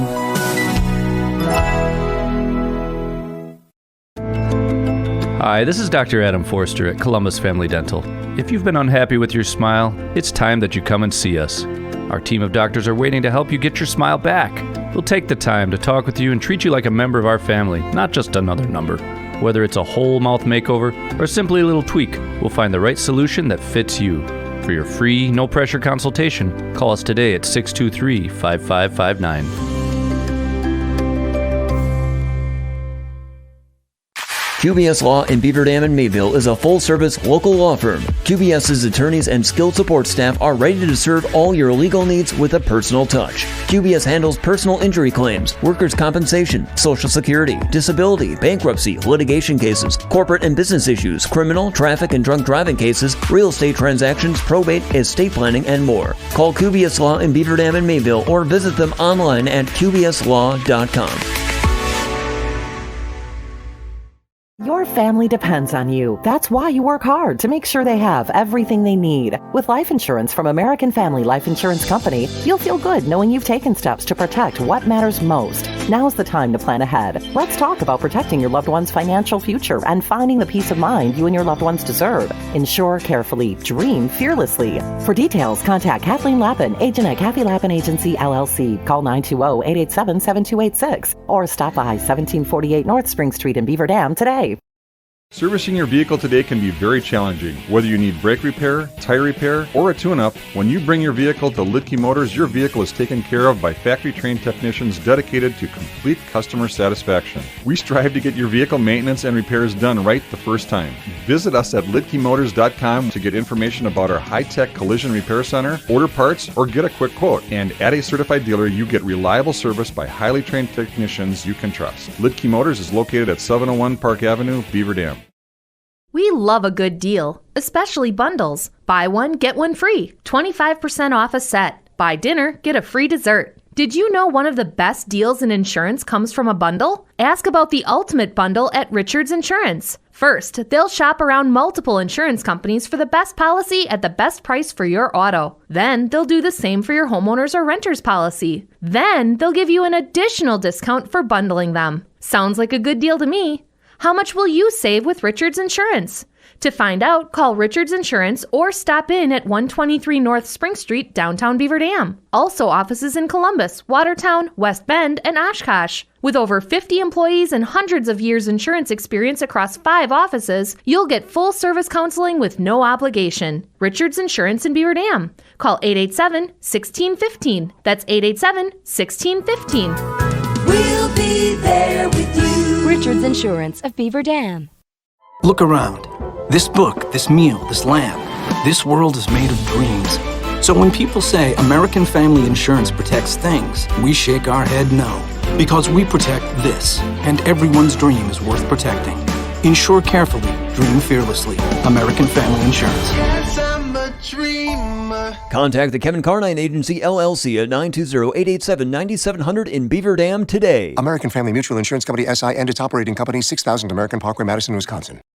Every Thursday from 5 to 8:30 at the Bayside Supper Club, you can have the famous chicken wing and rib combo for $12.99. 12-ounce prime rib for $14.99. All-you-can-eat deep-fried fan-tailed shrimp for $14.99 and 2-for-1 drinks at the bar from 5 to 7. Fridays, the all-you-can-eat chicken and fish seafood buffet from 4:30 to 9. And Saturdays, the prime rib shrimp seafood buffet from 5 until 8:30. Sunday brunch is back every Sunday from 10 to 1. Make your reservations today for the Bayside Supper Club at 887-0505.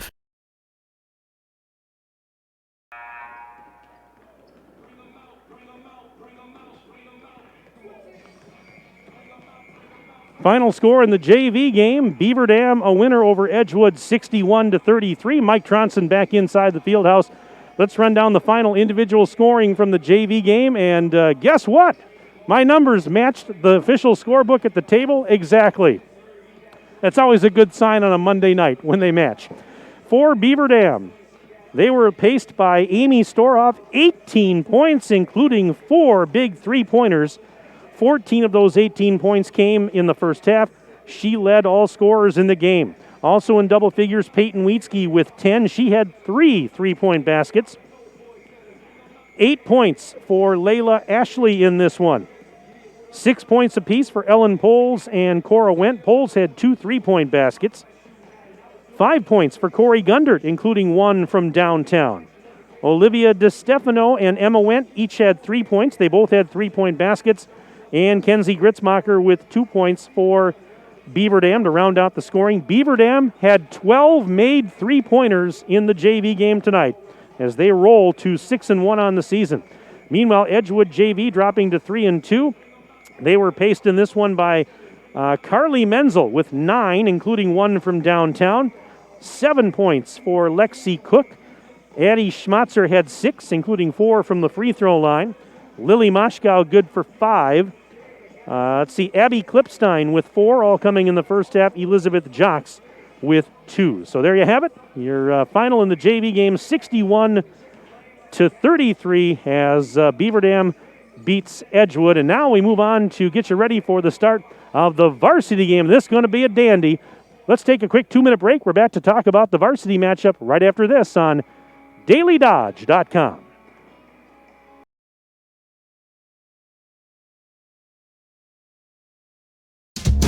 What a great Christmas! Less jets flying around, families staying warm at home, and festive cheer the world over. Who's left on the list?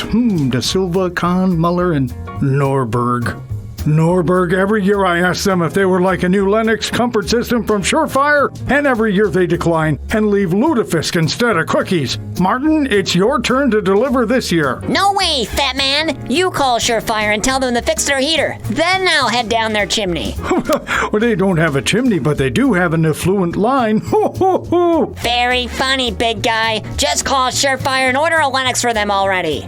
Happy holidays from your friends at Surefire. Act before the end of 2020, and you could have a top-of-the-line Lennox home comfort system installed for as little as $116 per month. Call Surefire today or visit us online at surefireinc.com. Be sure with Surefire. When was the last time someone went the extra mile for you? Hi, I'm Chad Guzzi, owner of Air Care, Heating and Air Conditioning in Beaver Dam. We are committed to keeping you happy and comfortable. Whether you need a new furnace installed or your air conditioner repaired, we pay attention to detail and stand behind the work we do. Offering emergency service around the clock 7 days a week, we have been proudly serving the area since 1981. Let Air Care go the extra mile for you. 920-356-8860. See us today at aircareinc.com. To those who love the grind, run with us on a John Deere Gator UV. Because your daily routine may change, but the land stays the same. There's still ground to cover and a herd to keep in line. Out here, the work never stops. So keep going on a Gator UV with the power to forge ahead. Nothing runs like a Deere. Search John Deere Gator for more. Visit your local John Deere dealer, Ballweg Implement in Waupun on Highway 68 West and Beaver Dam on North Spring Street. And always online at ballweg.biz. And once again, Beaver Dam Golden Beaver girls basketball here on DailyDodge.com is brought to you by our presenting video sponsors, Beaver Dam Unified School District, QBS Law, specializing in personal injury, transactional law, and will and probate, and Columbus Family Dental. Tonight's game also brought to you by your local insurance agent, Kathy Lappin with American Family Insurance, Pine Hills Trucking, Beaver Dam Piggly Wiggly, McKinstry's Home Furnishings, Ballweg Implement, WDS Construction, Coal, Oil, and Propane, Reed Chrysler Dodge Jeep Ram, Air Care, Kevin Carnine, your American Family Insurance agent, Surefire, Bayside Supper Club, Richards Insurance, and Lidkey Motors. Well, folks, for your viewing pleasure and engagement, the Beaver Dam Unified School District's monthly Board of Education meetings are streamed live on the district's YouTube page. Visit bdusd.org for Board of Education information and details on upcoming meetings. And the Beaver Dam Unified School District would like to thank parents and families for their continued support. BDUSD staff are working hard to make the best of each and every opportunity they have to serve your children. The BD fam, better together. Well, we move on now. The JV game is finished. Varsity game just a few minutes away, and this should be a dandy. You've got Beaver Dam, the top-ranked team in Division II, according to WisSports.net. They're 7-0 on the season, taking on the undefeated 4-0 Edgewood Crusaders, currently ranked number 7 in Division III, according to WisSports. Of course, Beaver Dam, 3-time defending state champs, 2017, 2018, 2019, all in Division II. Edgewood, they were the Division III state champs a couple of years ago in 2017. They also made a state appearance in 2016. Two very, very fine coaches leading these two programs. You've got Beaver Dam's Tim Chase and Laura Stavnis from Edgewood. And those two coaches, their resumes speak for themselves. They are very well respected, very fine coaches. And all they do is get the most out of their players, and they win a lot of ball games. But this should be a lot of fun. Beaver Dam, and Benjamin Beaver talked about it when he sent that email during the JV game. Beaver Dam, through the first 7 games, they're averaging 89 points a game while allowing only 30. Their average margin of victory is 59 points. They've outscored their first 7 opponents by a combined 415 points. That is mind-boggling numbers. Meanwhile, Edgewood's pretty good too. 69 points a game is what they score. They allow 52.7 points per game. And again, 4-0. They were 16-9 last year, 10-4 in the Badger South. Beaver Dam last year, of course, 23-3 and 14-0 champs of the Badger North. A lot of great individual players in this game. We'll talk about them as we go along. But right now, let's take a quick 2-minute break, or actually 1-minute break, and then we'll come back. We'll hear from Tim Chase, head coach of Beaver Dam, in 1 minute on DailyDodge.com.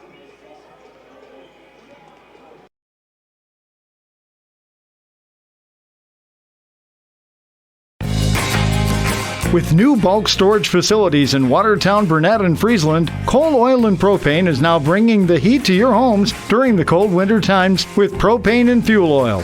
serving customers in Beaver Dam and all surrounding areas. Cole Oil and Propane is a family-owned company celebrating 100 years of reliable professional delivery, competitive pricing, and excellent customer service. Check them out at coleoilandpropane.com. QBS Law in Beaver Dam and Mayville is a full-service local law firm. QBS's attorneys and skilled support staff are ready to serve all your legal needs with a personal touch. QBS handles personal injury claims, workers' compensation, Social Security, disability, bankruptcy, litigation cases, corporate and business issues, criminal, traffic and drunk driving cases, real estate transactions, probate, estate planning, and more. Call QBS Law in Beaver Dam and Mayville or visit them online at qbslaw.com.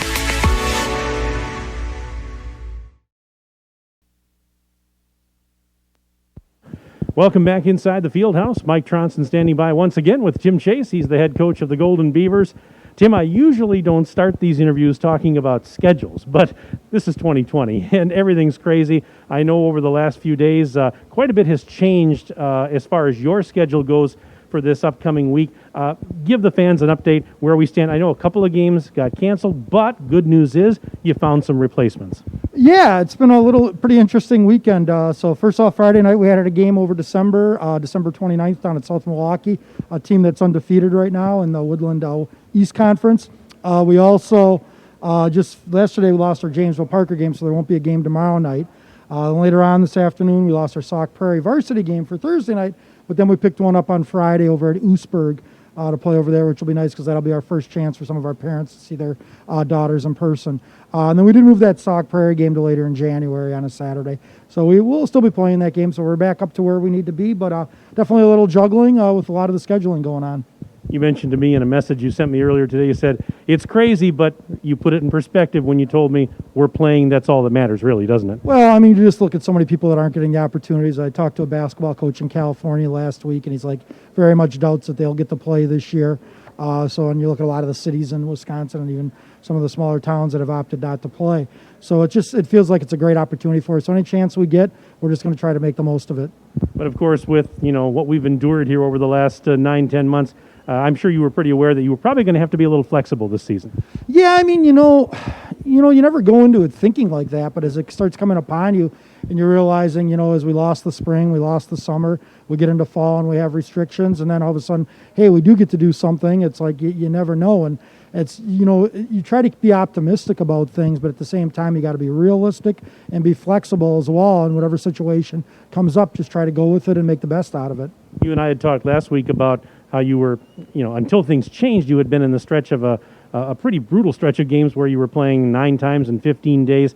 Now you're going to get a little bit more of a breather this week. Does that help in any sense of the imagination? Well, we basically still playing 5 games, so the difference is we'll have 2 pretty different practices tomorrow and Wednesday as opposed to playing tomorrow and then playing again Thursday. So it's actually may help us in some ways a little bit because we'll get one more extra practice in there, which it is nice to have practice time, but at the back end of things, we won't have as much time to maybe prepare for some of those next week's type of opponents. But, if we get things done in practice and we come out and compete every night, hopefully good things will happen.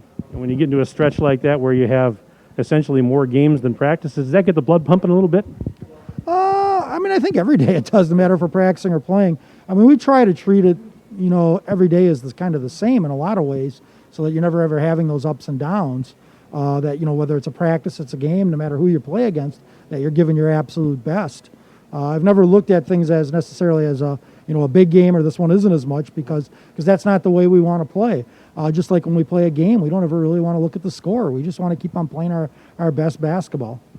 Well, let's talk about your opponent tonight, and Edgewood coming in here, the Crusaders, and they're unbeaten through their first couple of games. I know you mentioned tough matchup, and one of the reasons is they've got some height on this team. Yeah, they're going to start 3 6-footers, including 6'3" Sarah Lazar, who's heading down to St. Louis. Really a nice player. Edgewood's not a team we've really played it. I've never coached against them, I've never played them, so I've not paid that much attention to them, but they won state in 2017. And they have a good basketball program. They've sent multiple kids to high-level schools, and they're pretty good. They got a couple other 6-footers really good, a real good shooting guard. So we're and a great coach, like Laura Stavnis. So we really are going to have to, come out and play our best ball tonight. Yeah, I know you have a lot of respect for Coach Stavnish. You and I were talking about that a little bit last week, even as we were looking ahead to this game, and I know you've got some tremendous respect for what she's accomplished. Yeah, no, I mean, she's been there a long, long time at Edgewood and had quite the, the resume that she's built over the years, and have as many great teams and great players as she's coached, including, Stella, who went to, Stanford's back at the bat for the Badgers now. So it's just, she has a lot of experience and has seen a lot of basketball. What are your keys specifically for this matchup? Well, we got to do a good job on their, on their strengths. I mean, they've got, like we talked about, the 6-footers, and they've got a good shooting guard.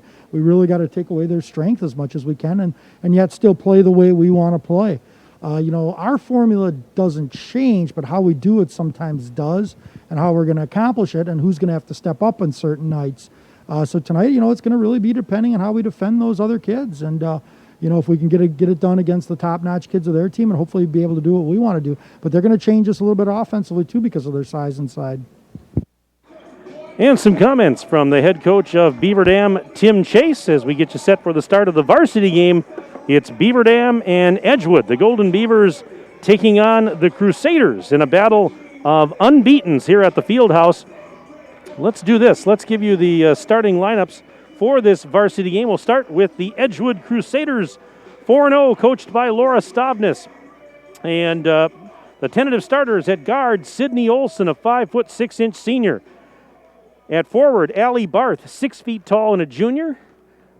Amber Gross, a 5'10" junior. And Balaki Dang, a 6'1" senior. At center is Sarah Lazar, 6'3" and a senior. So again, the starters for Edgewood, barring any changes, Sydney Olson, Allie Barth, Amber Gross, Balaki Dang, and Sarah Lazar. Now the starters for Beaver Dam, coached by Tim Chase, 7-0 on the season. And the guards are Natalie Jens, 5'7" senior, along with Maddie Wilkie. She is a 5'10" senior.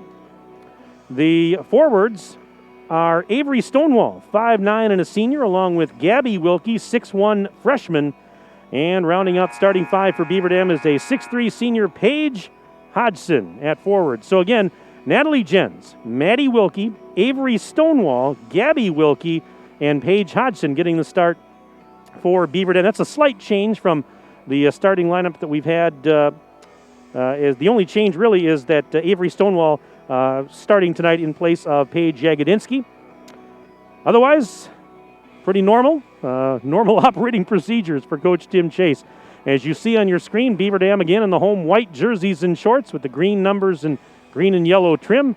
And Edgewood, they've got their black jerseys and shorts on. The road uniforms tonight with the gold numbers and trim will be underway here in just a moment. And in the first half tonight, Edgewood's going to go left to right across your screen, and Beaver Dam will go right to left as you see it. Well, we've got a lot of talented players on both sides in this game. Sarah Lazar, as I understand it, is going to go play college ball at St. Louis. And meanwhile, Beaver Dam with Maddie Wilkie going to the University of Wisconsin, Natalie Jens, Minnesota State Moorhead, Paige Hodgson, Northern Kentucky, and the freshman Gabby Wilkie has an offer already from UW-Milwaukee. Visiting team inbounds to start the game. We're ready to go. Lob pass in, and this game is underway here in the Fieldhouse. Edgewood with possession, moving to our right. And this is Dang sending it right side. Pass is taken by Sydney Olson. Olson over high on the left now, gives it to Barth. Barth cross-court feed back to Olson. Olson attacking the basket. Off-balance shot is no good. Hodgson has the rebound and gives it to Natalie Jens. She'll take it across the timeline, let traffic go by. Jens off a screen. Right side, flips it out. Wilkie with a deep three. It is good, just like that. Maddie Wilkie makes it 3-0 in favor of Beaver Dam before most people are even settled in front of their video screen to get ready for this one. Pass ahead is tipped and stolen. Tipped by Gabby Wilkie. Right to Jens. 2-on-1. Bounce pass. Hodgson left side. Layup is good. So Hodgson scores, and it's 5-0 Beaver Dam in the opening minute of play of the varsity game. And full court pressure, and that's causing some fits. But we've got a whistle, and we're going to have a foul here. First foul of the game, and this is going on Wilkie. That is her first personal. Again, you can send me an email during the broadcast tonight. Send me your name, where you're from, who you're cheering for. I'll give you a shout-out on the broadcast. sports@dailydodge.com. That's sports@dailydodge.com. I have some emails to still get to from the JV game. I sorry that I was a little slow on those, but we'll get to them. As a turnover, we'll give it back to Beaver Dam. But, let me know who you're cheering for, where you're from, and what your name is. And, again, we'll get to some of those emails here that have been waiting in the hopper for a little bit. 5-0. Golden Beavers on top of the Crusaders. Wilkie fakes a three in the corner, bounce pass to Jens. She drives into the lane, floats one up, in and out, and back in again for Natalie Jens. Jens averages 17 points a game. That's her first 2 tonight. 7-0 in favor of Beaver Dam early on in this one. And here is a drive, and a shot is up, no good, and rebound tipped and grabbed by Barth. She kicks it back out, a reload, and then off the fingertips of her teammate. I believe that was Gross. Yeah, Amber Gross could not handle that, and it went off her fingertips and into the Beaver Dam bench, so the Golden Beavers get it back off the turnover, leading 7-0 early. We're not even, we're a minute and 45 into the game, to be exact. Here is Wilkie off the screen. Maddie floats one up with the right hand. It's off the rim, no good. Offensive board, put back, count that one, and that was Hodgson. And a timeout brought to you by Reed Chrysler Dodge Jeep Ram. Let our family take care of your family. Timeout by Edgewood. And so let's get to a couple of emails here while we have just a moment. And let's see here. We've got one from, hey, my brother-in-law, Bruce Kaufman, says, hey, Mike, my game got postponed this evening, so I get to listen to you and watch the girls play. Bruce, thanks for checking in. Do appreciate that one. Here's a very nice email from Mike Jocks. And Mike, he says, first of all, thank you for broadcasting the JV game. Gives me a chance to watch my daughter Elizabeth and her teammates play while I'm at work and can't make it. Second of all, he says, you do a great job. It must be those days from WEAU back in the day. He says, he used to work at WQOW back in the day. Well, I didn't know that, Mike. That is Mike Jocks. Jocko from NBC 15 in Madison. Mike, that's a great email. Thank you very much for your nice email. You do a great job down there at Channel 15. Funny story, I actually applied for a television job at Channel 15. They didn't hire me. And they breathed a sigh of relief. That's why I went into radio, and I've been in radio for 24 years. There's a drive, and it's off the rim, no good for Olsen, and here come the Golden Beavers leading 9-0. Yeah, that's a true story. I applied at NBC 15, but they wanted to go in another direction, and you know what? The rest, as they say, is history, because I ended up in Beaver Dam and not in television. I ended up in radio. But you know what? I wouldn't trade it for the world. There's a turnover on the part of Beaver Dam. 15:34 to go in the opening half. It's been a fun 24 years in radio in Beaver Dam, and I'm very grateful for all the years I've had doing this. It's been a lot of fun. All right, 2.5 minutes in, 9-0 right now, and this is Dang driving left side, and she's blocked by Gabby Wilkie. Hodgson takes the deflection and gives it to Maddie. Throws it ahead. Jen's going in. Layup. Missed it short. Offensive board. Stonewall. That putback is no good, but Avery Stonewall draws the contact. And that is the first foul on Sarah Lazar, the 6'3 senior. Team fouls are even at 1. Here's Stonewall going to the charity stripe. She averages 6.4 a game. And from the free throw line, as she drains the first, this season 83.3% from the charity stripe, as she knocks down the first of 2. Getting a substitute in here for Edgewood as Madison Foley, a 5'8" sophomore, checks in, and now substitute for Beaver Dam is Ani Salatel checks in, and so does Kylie Whitnable. Salatel is a freshman, 5'11", Whitnable 6' sophomore. Second free throw good for Stonewall. And now Stonewall is going to come out, and Paige Jagodinsky is going to check in.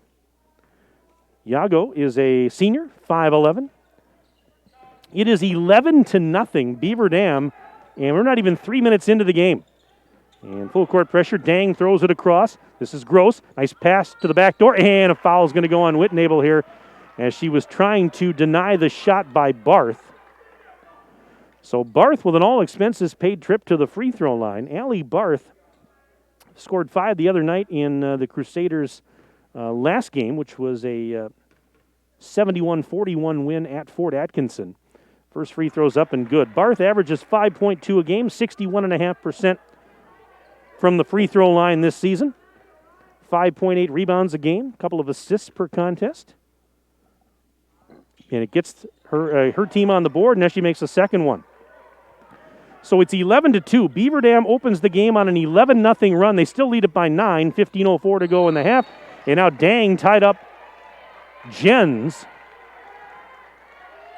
And the alternate possession says it still belongs to the Golden Beavers, but Balaki Dang doing a nice job defensively to tie up Natalie Jens. Jens on the baseline. She'll toss it in. And the inbounds pass taken by Maddie Wilkie as a defender fell down. Wilkie flips it to the right block. There's a shot up. Whitnable scores. Banks it home. So Kylie with her first two. 13-2 now. Beatty on top. 14:49 to go. First half of play here at the Fieldhouse. Glad you're tuned in on DailyDodge.com. Nice pass. Dang scores. And that's the first bucket, first field goal of the evening for the Crusaders. Whitnable missed a shot a little bit short at the other end, and the rebound pulled down by Barth. So it's 13-4. Beaver Dam is up 9. Edgewood with the basketball. 14:25 to go in the first half of our varsity game. Part 2 of our doubleheader on DailyDodge.com. Mike Tronson alongside my videographer and engineer, Justin Wilski, also known as Ninja, if you prefer. Here's a steal, and this is Jens. 2-on-2 the other way. Jens pulls up, 15-footer off the rim. No. Slicing in for the rebound and scoring as she fell down, Maddie Wilkie. Oh, my. And, Wilkie is still down. And, oh, my goodness, she's holding her right knee. Oh, no. Oh, my goodness. Maddie Wilkie.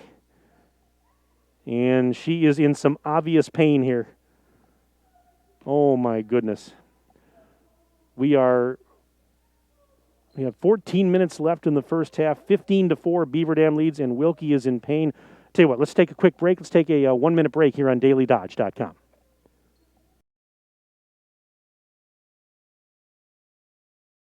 Every Thursday from 5 to 8:30 at the Bayside Supper Club, you can have the famous chicken wing and rib combo for $12.99. 12-ounce prime rib for $14.99. All-you-can-eat deep-fried fan-tailed shrimp for $14.99 and 2-for-1 drinks at the bar from 5 to 7. Fridays, the all-you-can-eat chicken and fish seafood buffet from 4:30 to 9. And Saturdays, the prime rib shrimp seafood buffet from 5 until 8:30. Sunday brunch is back every Sunday from 10 to 1. Make your reservations today for the Bayside Supper Club at 887-0505.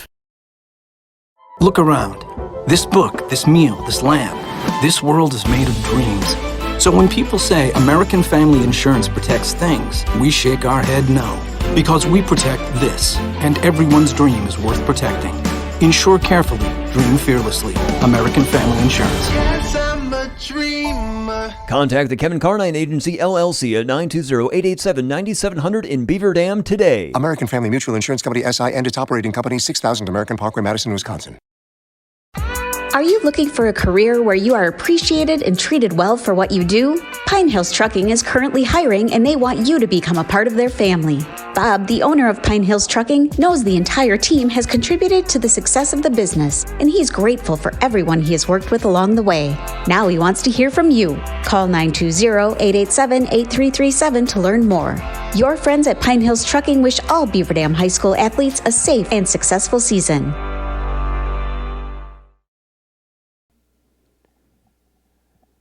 Welcome back inside the Fieldhouse. Mike Tronson with you on DailyDodge.com.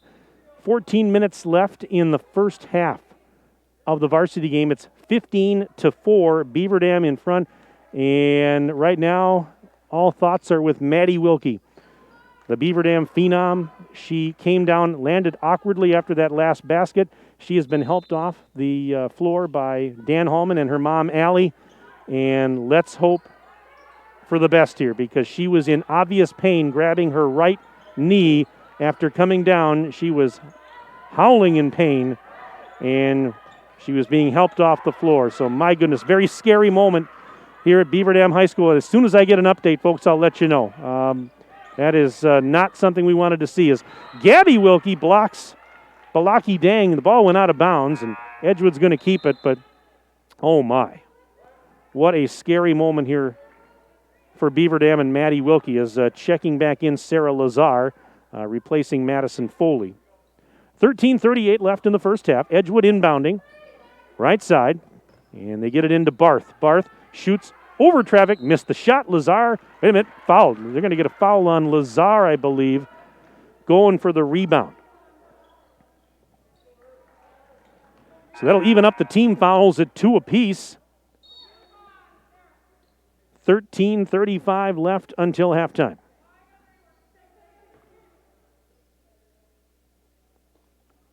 As soon as I get an update, folks, we'll pass it along on Maddie Wilkie, because that is not something we ever want to see. Here's Gabby Wilkie. Shot up in traffic. That's no good. And that's Whitnable that got the rebound. Whitnable, 3-second violation called on the Golden Beavers. So it's an 11-point Golden Beaver lead. And now another sub here. Let's see. We've got Hodgson returning, replacing Whitnable.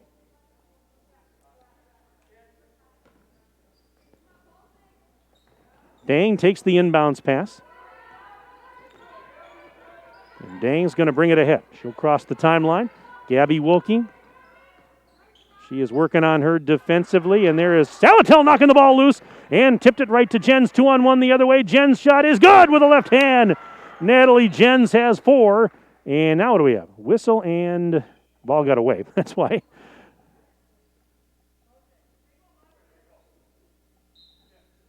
So we're about 5 minutes into the game. 17-4 now. Golden Beavers lead. Barth has it off the inbounds and races ahead, and Jens just stripped it away. And then Barth tried to get it back, and Barth gets called for a foul. Both Barth and Jens hit the deck. Now a little frustration foul there after Jens stripped her. Salatel, she's going to throw it in and find Natalie. Jens, right side. Hodgson has it. Hodgson out on the wing, finds Yegedinsky. Back to Jens, top of the bubble before the shot. Whistle, and we're going the other way. Foul on the Golden Beavers. That's going to go on Hodgson, and that is her first. Team fouls now even up at 3 apiece. And an inbounds pass, bounce pass taken by Dang. Beaver Dam getting ready to make a hockey line change here at the next dead ball. And with it now is Olsen. Sydney Olsen being worked on by Jens. Bounce pass into the lane. Dang trying to go through double team, flips it to the corner instead. 3-pointers on the way over the rim, too strong. Fighting for the rebound. Dang has it. Off the miss by Gross. Kicks it back out. Ball fake. Olsen driving and blocked by Jens, and Gabby Wilkie has it. Gives it back to Jens. Now Jens flips it ahead and off the fingertips of Salatel and out of bounds. It'll go back to Edgewood, and now we've got wholesale subs coming in. Avery Stonewall returning for Beaver Dam. Also checking in for the Golden Beavers, Maddie Kinsey, 5'7" sophomore, along with Bella Striker, the 5'8" sophomore. And let's see, Ellie Iglar, 5'8" senior, now on for Edgewood. And Coach Laura Stavnes. 12:03 left in the first half. 17-4. So Beaver Dam opened this game on an 11-0 run. They lead it by 13 at this juncture. And if you're just joining us now, just joining us a little bit late, here's a pass and a foul. This is going to go on Striker. If you're joining us late, the concern right now for Beaver Dam is Maddie Wilkie, the Division I phenom who's going to the University of Wisconsin next year. She landed awkwardly after a basket. Had to be helped off. She was howling in pain, grabbing her right knee, and we'll get an update for you as soon as possible.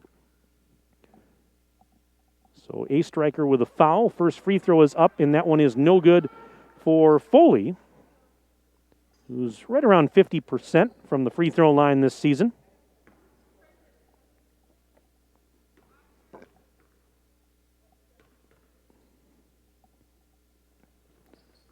Next one, no good.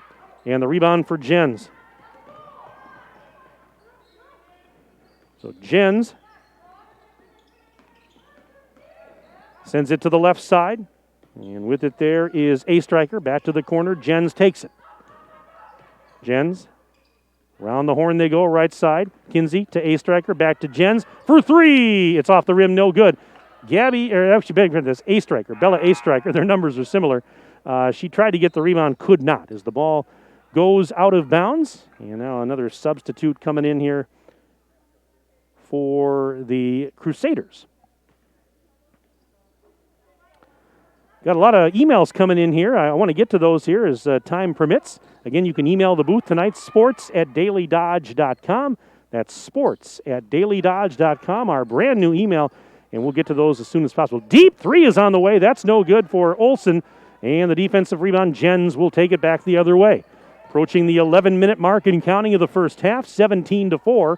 Beaver Dam on top of Edgewood. Edgewood with just one field goal and a couple of free throws. Beaver Dam opened the game on an 11-0 run. Hodgson around the horn, left side. Jens ball fake, traveled. They call her for the walk. And the ball will go back over to the Crusaders. Got an email here. Let's see. It says, watching from Chicago. Let's go Golden Beavers.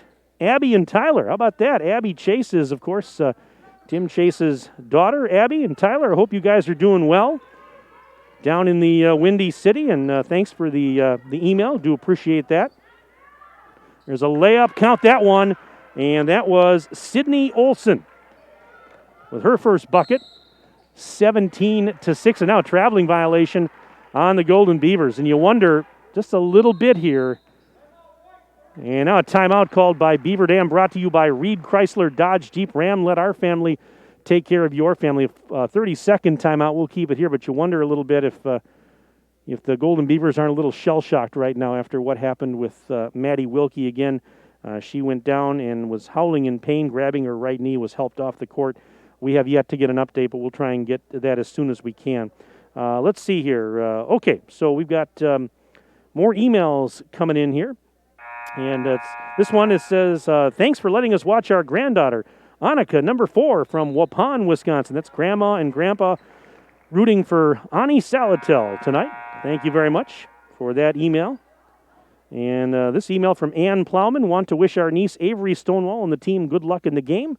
Cheering you on from Iowa. They say, go Golden Beavers. Let's see here. Got an email from Karen Crowley. Thanks so much for broadcasting the games. Former Beaver, Kara Crowley's family watching. Let's go BD. And there is a shot up, no good, but a foul. And I just saw on social media that Kara just graduated from UW, if I'm not mistaken. So congratulations to former Golden Beaver, Kara Crowley. Thanks for the email, Karen. Do appreciate that. I'll get to some more in a moment here. First free throw is up, and it's no good for Iglar. The foul was on Stonewall. That was her first and the team's 5th. Second free throw, good. So Iglar gets one of 2, 17-7. 10-19 left to play first half. Beaver Dam's up 10, but a little shell-shocked right now after the injury to Maddie Wilkie. See if they can rally the troops here a little bit. Hodgson tries a deep 3. That is off the rim, no good. And Kinsey couldn't grab the rebound. Instead, it's picked off by Foley, and she'll let traffic go by.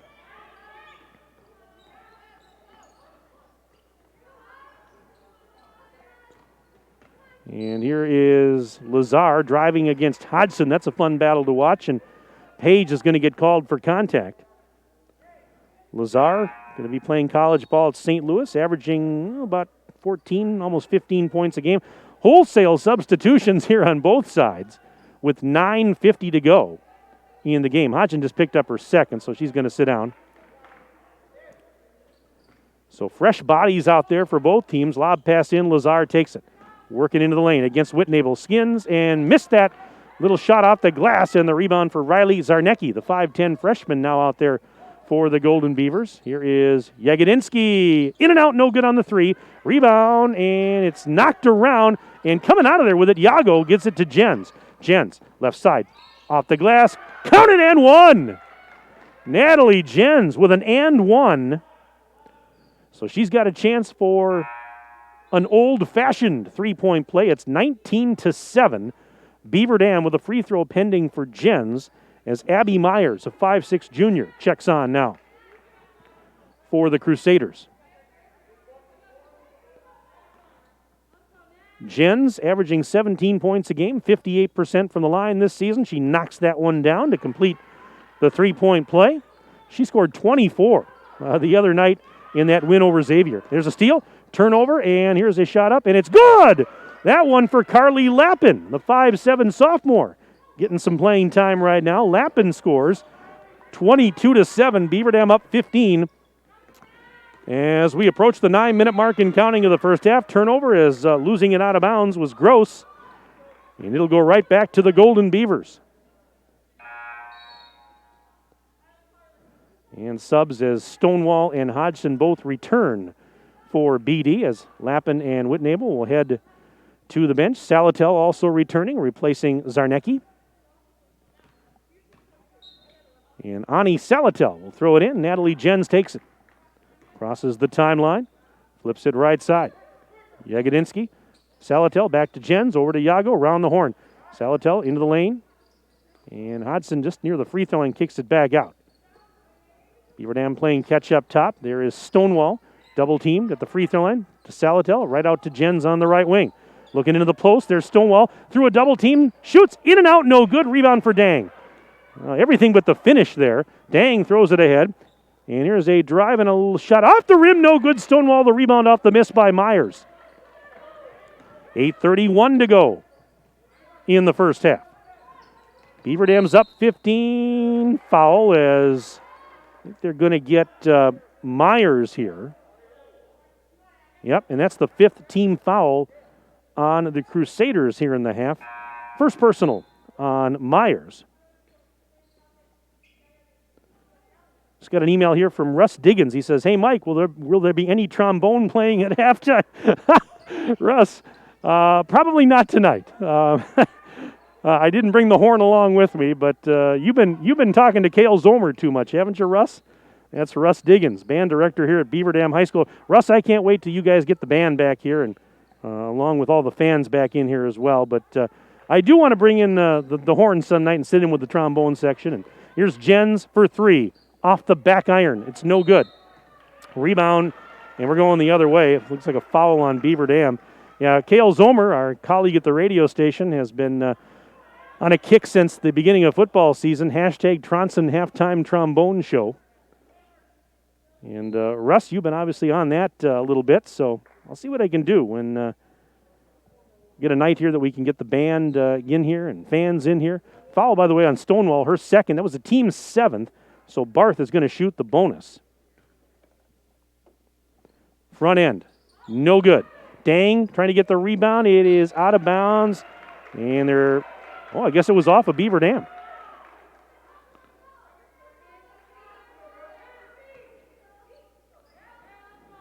So this is going to be Sydney Olson to inbound. On the baseline to our right. Finds Dang for 3 in the corner. And it's good! Balaki Dang hits a 3 ball. She averages about 15 points a game, and it's 22-10. So the lead down to 12 for the Golden Beavers. And there's a shot up off the rim. No. Rebound, and it's going to be grabbed out of there by Olson. Beaver Dam started this game on an 11-0 run, but now a little momentum here for Edgewood as they try to claw their way back in it. And a foul, that's the 3rd personal on Hodgson. And it's going to put Sydney Olson at the line. Another email here to get to in just a second. Front end of the bonus is good for Olson.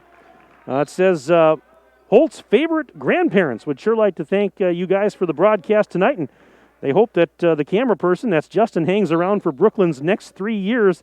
Then he can go on to ESPN or Fox. Hey, Ninja, they want you to go on to the big time. And so, again, Brooklyn Holt's grandparents checking in from, let's see here, was that Minneapolis I saw? Yeah, it was. Minneapolis. Second free throw good for Sydney Olson. Thanks for the email, by the way.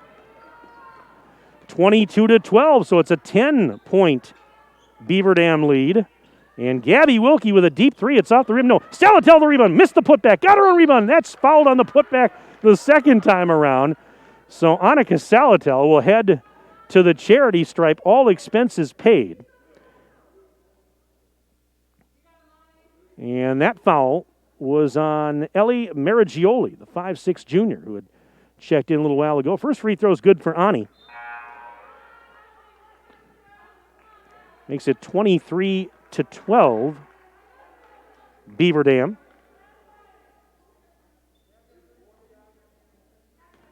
Got a nice email here from Rick Gross. He says, thanks for televising the game. Second free throw, no good. And did she get it? Yeah, Salatel got her own rebound, trying to get it to Whitnable, and now a whistle. And we're going the other way here. But Rick says, thanks for televising the game. All Edgewood High School games are away, so it's nice to watch the girls play. He says, let's go Edgewood. Rick, thank you very much. I hope you're doing well, my friend. Thanks for checking in. Again, you can email me tonight at sports@dailydodge.com. That's sports@dailydodge.com. Send me your name, where you're from, who you're cheering for.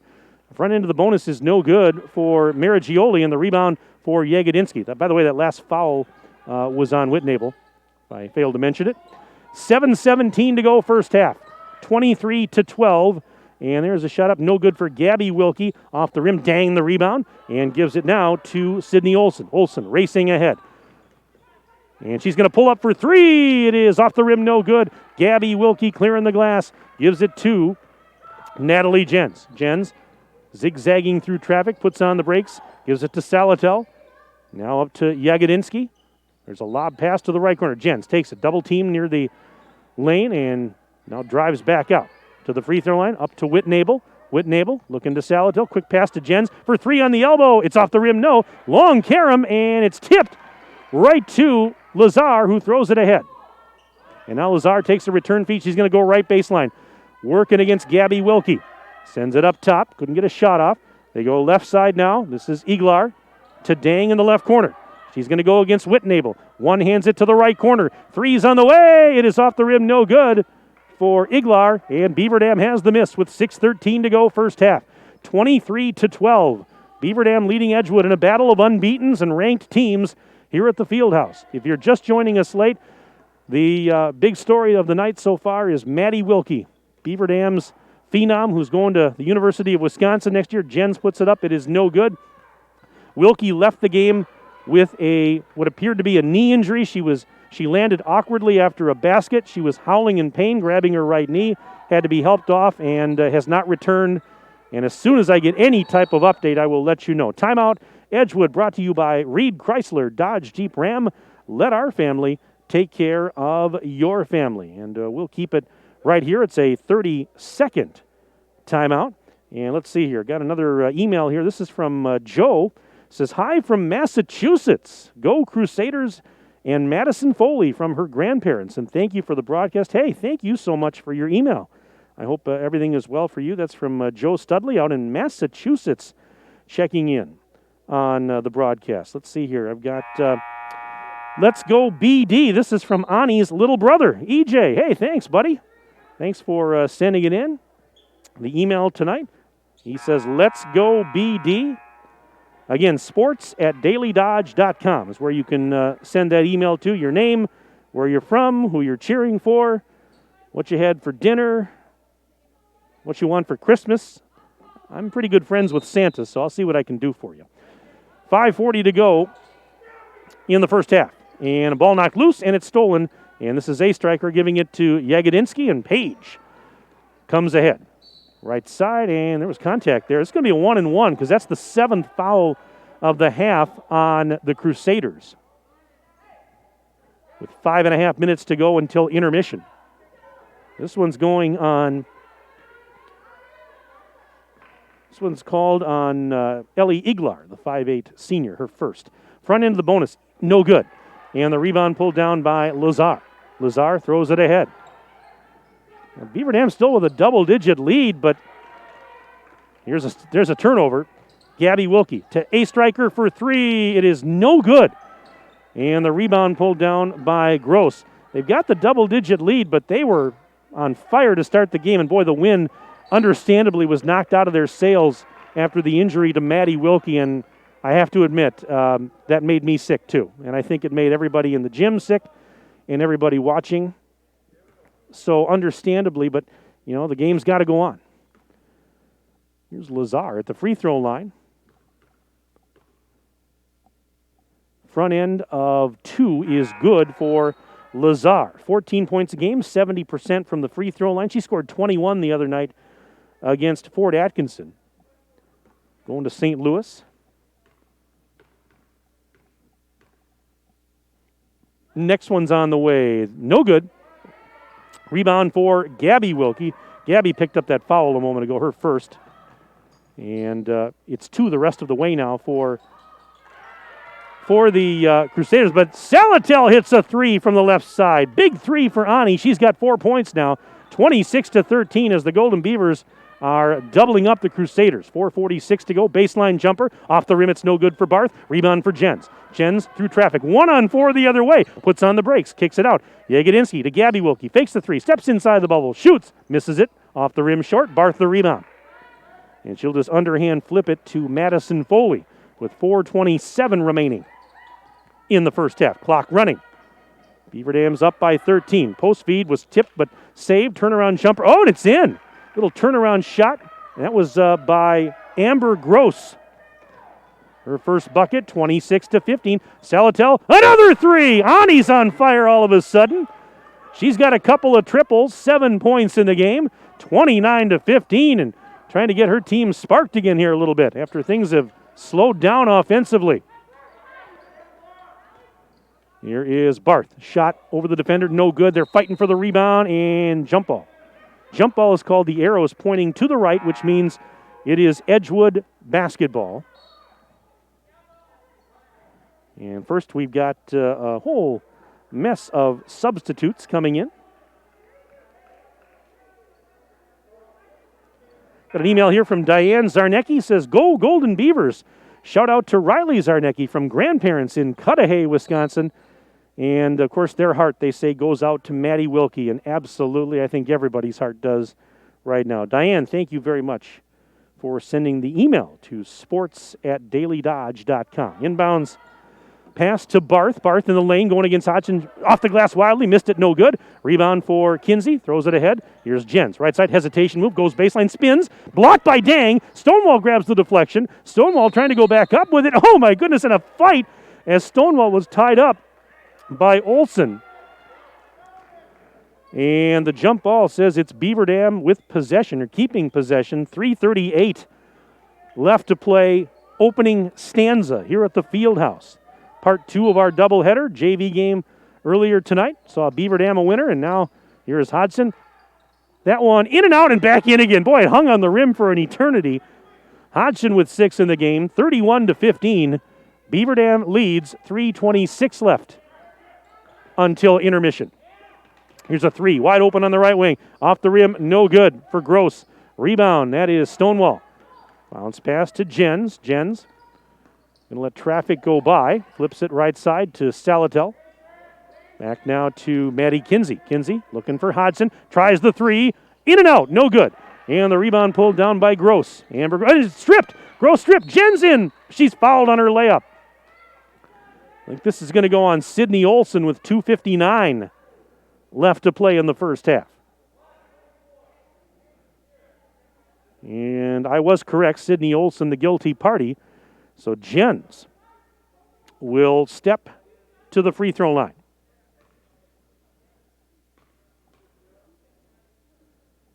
And the first of 2 is good for Natalie. Subs coming in before the second one. Natalie Jens, of course, recently committed to Division II, Minnesota State Moorhead. She'll be going to college in my home state of Minnesota. I grew up in the Twin Cities, so not real close to Moorhead, but second free throw is good. 33-15, but happy for her. That'll be a nice fit for her. Good school up there.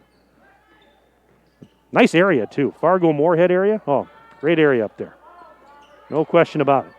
2:47 left to play in the half. There's a post feed intended for Dang. It was knocked out with some help from Zarnecki. Well, Beaver Dam's up by 18 at this juncture. And inbounding is Olsen to Dang. Tries a three. Might have been partially blocked by Salatel, and Whitnable picks it out of midair. I think she did get a fingertip on it, if I'm not mistaken. Here's Jens. Over to Kylie Whitnable. Left wing side. Up to Salatel. Trying to go around the horn. Pass was tipped, but saved by Zarnecki. Gives it to Jens. She goes baseline, floats one up. Go and scores! Natalie Jens, making it look easy. That's a tough shot.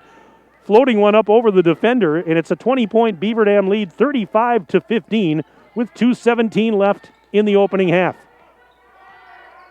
Bounce pass. Right side. Into the lane. Lazar underhands it out. Right back to Gross. Gross, baseline move. Double teamed. And wait a minute. She traveled. And there were defenders nearby. And she got a little indecisive. Gets called for the walk. And that will give it back to BD. 2:06 left in the first half. Thanks for tuning in tonight on DailyDodge.com. Mike Tronson is my name. And Ninja, Justin Wilski, is my videographer and engineer for the video stream tonight. Bringing you that crystal clear video. Would love that new camera we've got. And you're watching in, 1080p? Is that right, Justin? We on 1080p? Yeah, absolutely. He's nodding his head. Hodgson for three, top of the bubble. Off the rim, no. Dang the rebound. And here comes Balaki Dang. Through traffic. Going to take it in. Now pulls up and scores. She just pulled up with about 5 feet away. She's got 7 in the game, 35-17. Beaver Dam still in front. Minute 36 to go in the half. Lob pass into the post. There's Stonewall. Shot off the glass, and she kissed it home. Avery Stonewall with 4 points tonight. 37-17. Golden Beavers lead the Crusaders. Dang directing traffic as she crosses the midcourt stripe, calling out a play.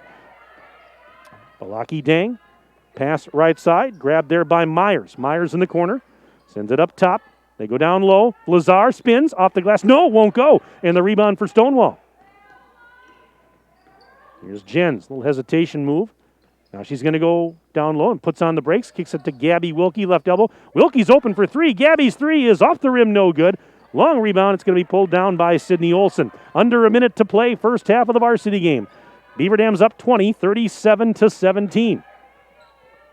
And there's a pass off the fingertips of Maisie Andes, the junior. And here comes Beaver Dam. Jens ahead. Gabby Wilkie, layup is no good off the rim. And Dang has another defensive rebound. 32 seconds left in the half.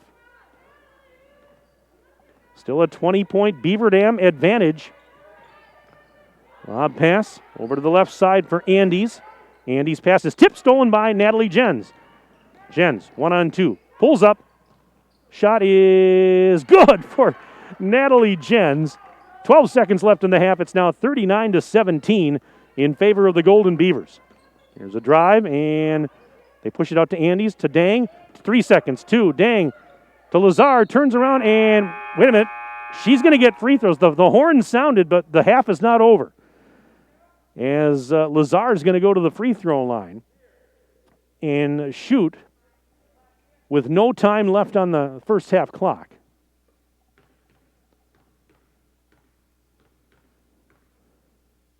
And the first of two, no good. So she'll get one more.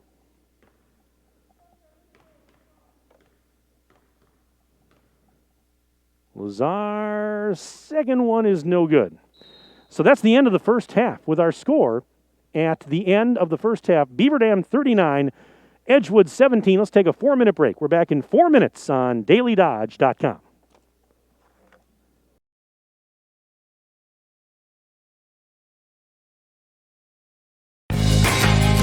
With new bulk storage facilities in Watertown, Burnett, and Friesland, Coal Oil and Propane is now bringing the heat to your homes during the cold winter times with propane and fuel oil. Serving customers in Beaver Dam and all surrounding areas, Coal Oil and Propane is a family-owned company celebrating 100 years of reliable professional delivery, competitive pricing, and excellent customer service. Check them out at coaloilandpropane.com. My dentist cares about me. Hi, this is Dr. Adam Forster. At Columbus Family Dental, we care about you and your entire family. We're here to provide comprehensive, convenient care for you and your loved ones in a comfortable, laid-back environment. Whether you need braces for the kids or cosmetic work for yourself, we're here waiting for you. Call us today at 623-5559 to set up your no-pressure, free consultation to see if we're the right fit for you.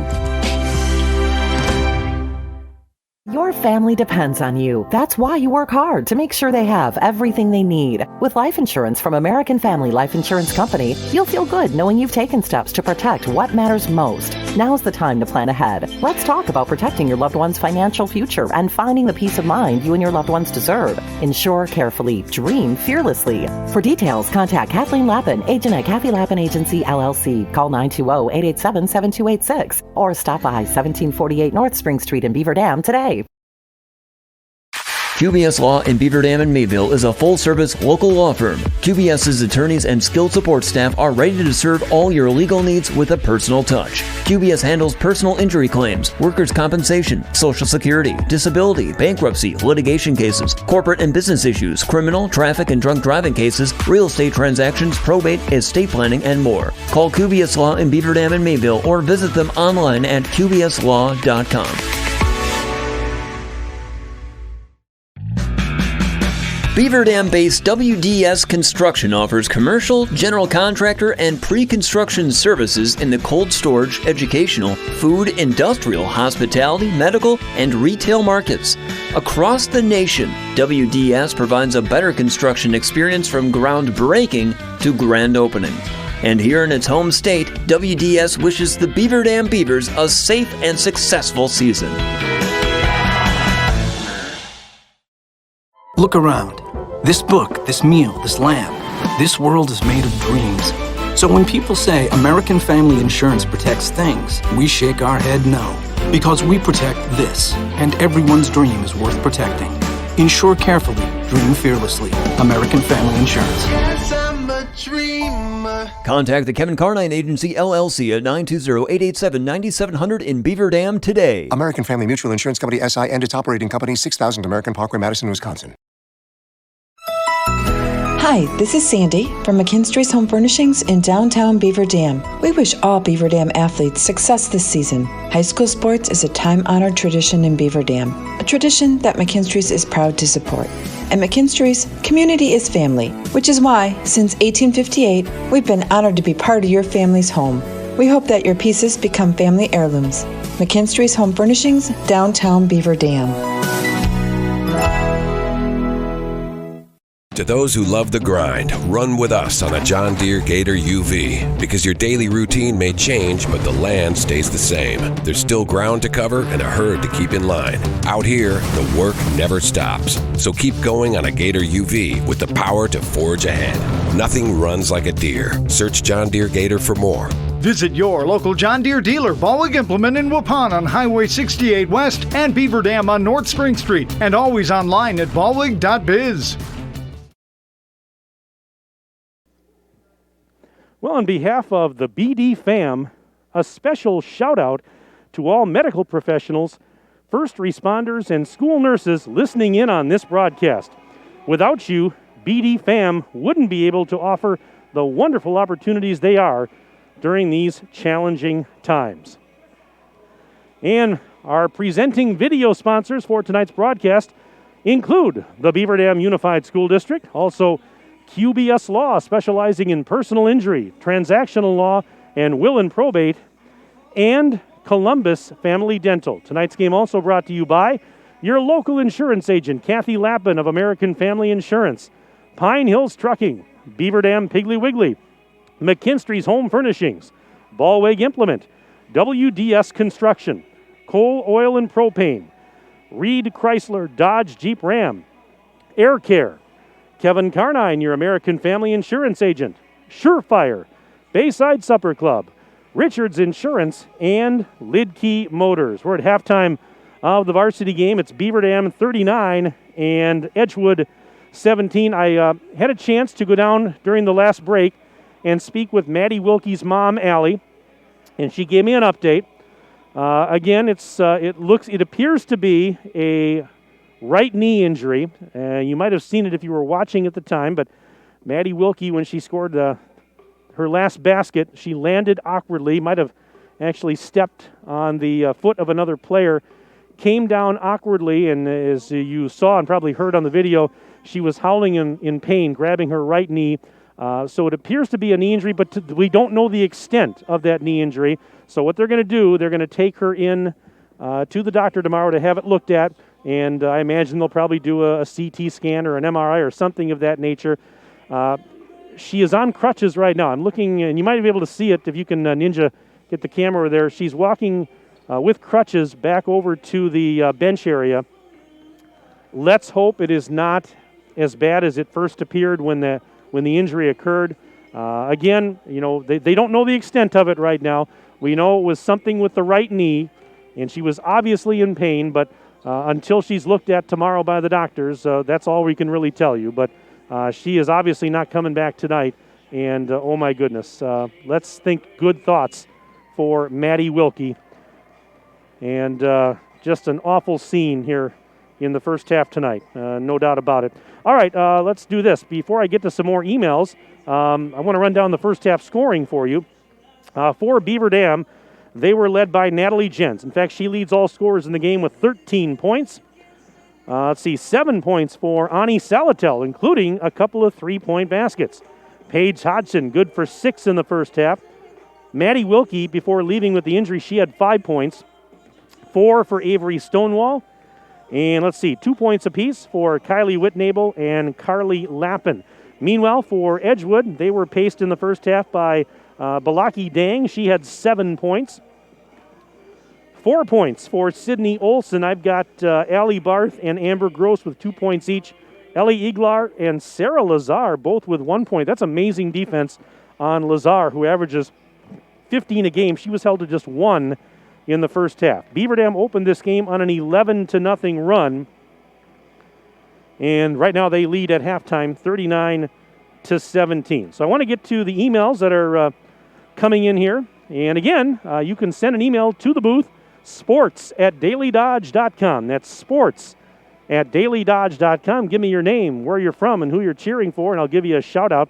This is from Christy Hess.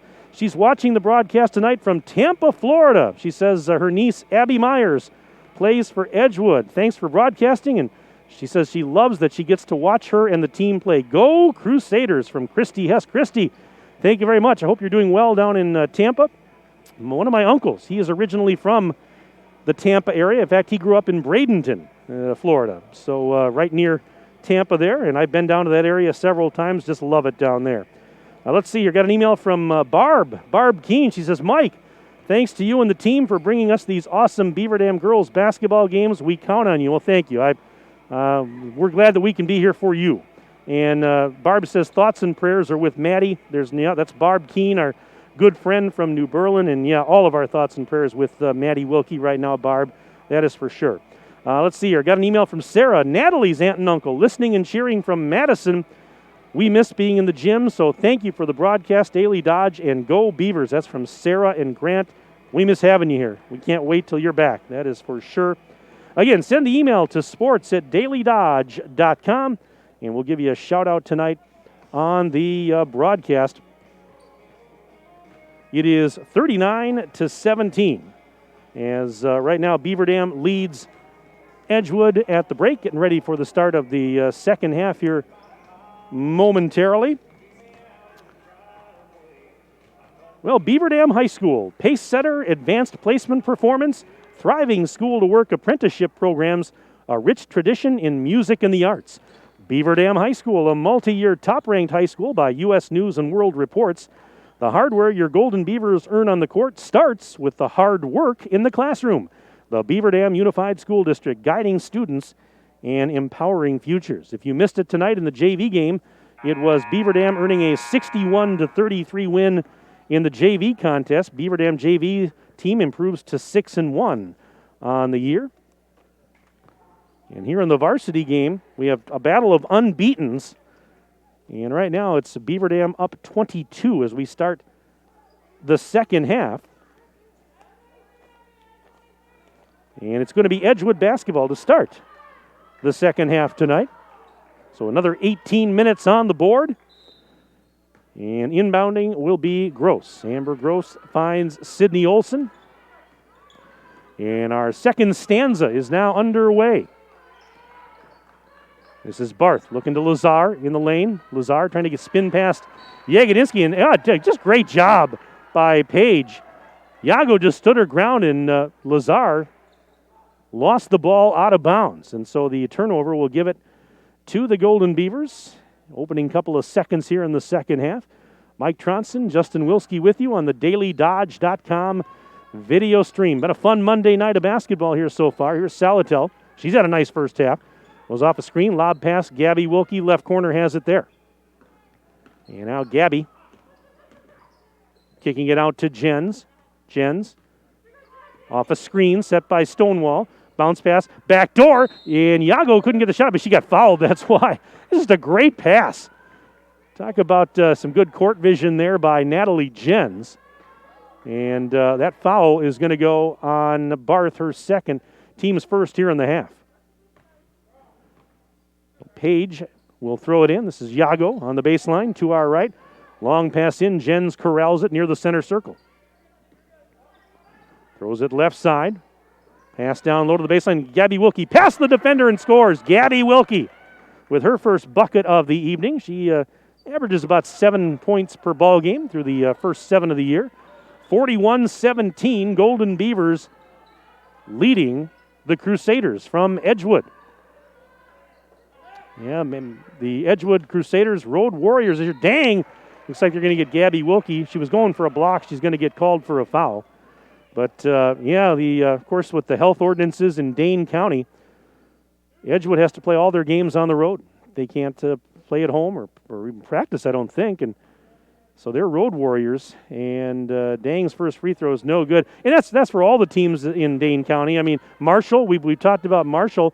They have to play all their games on the road. And you got to give a lot of credit to these players and coaches and, for enduring all they've endured to still be able to come out and play. And free throw's no good for Dang. Rebound out to Yagodinsky, throws it to Jens. And just it's a credit to Coach Stavnes, her staff, her players. That's a lot to have to endure. We've all had a lot to endure this year. There's no question about it. And here's to a much, much better 2021. My wish for all of you is that you are safe and healthy and have a wonderful holiday season. High off the glass, Stonewall banks it in. 43-17, Golden Beavers. And a bounce pass, Lazar, baseline jumper, book it. Nice and easy for Sarah Lazar. Her first field goal of the game, 43-19. Still a big advantage here for the hosts from Beaver Dam. And a pass intended for Wilkie, but Wilkie broke in. Pass was behind her. And that's turnover. Edgewood will take it back. We are 1 minute and 53 seconds into the second half.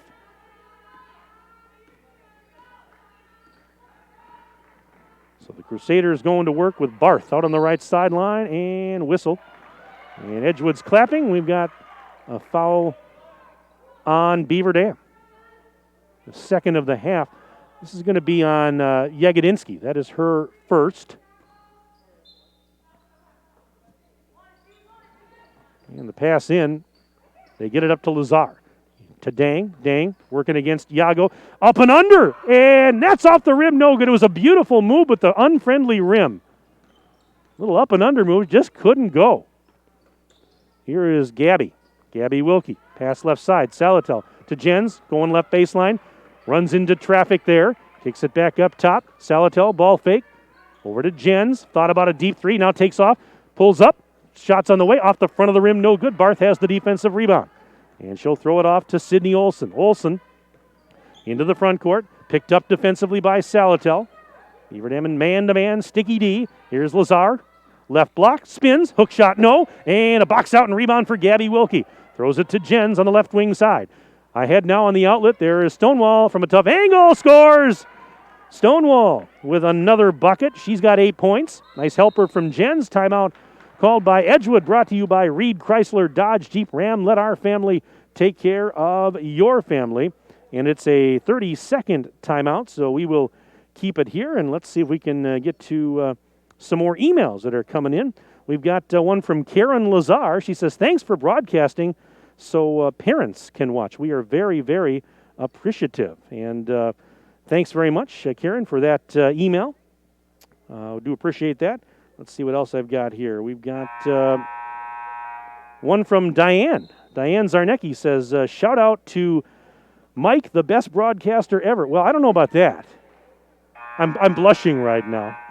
No, thank you very much. He says you're doing an awesome job from the Zarneckis. I appreciate that, Diane. That means a lot. Thank you very much. And I don't know if I'm the best, but I tell you what, I may not be the best broadcaster out there ever, but you will be hard-pressed to find anybody that has more fun doing what they do. I guarantee you that nobody has more fun than me. And might make a mistake along the way, but hey, you know what? We're still having fun. 45-19, Beaver Dam leads. And here's Barth in the lane, puts a shot up, no good.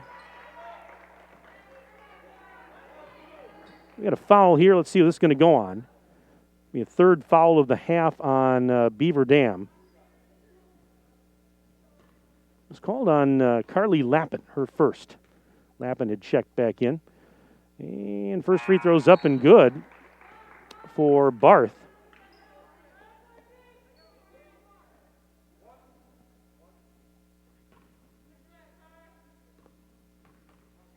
(45-20), and second free throw, that is good. So Barth gets them both. Barth 61% from the line this year. I've got her for 4 points in the game. Now, of course, my stats are unofficial. I do check them at the end of the game to try and make sure they match the official scorebook, and more often than not, I'm correct, but every once in a while you might find one that I have to correct. So I'll do my best for you folks to make it accurate. I think we're pretty darn close. Let's put it that way. 3.5 minutes into the second half, 45-21. BD leads Edgewood. Been a fun one so far. Although if you're just joining us late, the news of the night, Maddie Wilkie of Beaver Dam leaving the game in the first half due to a knee injury. We don't know the extent of the injury. She was in some obvious pain holding her right knee after landing awkwardly after a basket. She's going to be, according to her mom, she'll be taken to the doctor tomorrow and they'll look at it. But again, we have no idea how, what the extent is, so I'm not even going to speculate. But she's done for the night. She's over on the bench with her teammates. She was walking on crutches a little bit earlier. So our thoughts are with Maddie Wilkie. But again, not even going to speculate. We know it's something with the knee. And there's a pass stolen in the lane. Dang, back the other way, and she's stripped by Kinsey. 2-on-1. Kinsey bounce pass Lappin, and she scores. Lappin makes it 47-21. Beaver Dam up with 13:26 to go in the second half. And there is a traveling violation on Foley. Well, Foley ran into the defender and caused her to travel, so we've got we have a timeout called here, I believe. Brought to you by Reed Chrysler, Dodge, Jeep, Ram. Let our family take care of your family. Let's take a 1-minute break, and we're back in 1 minute. DailyDodge.com.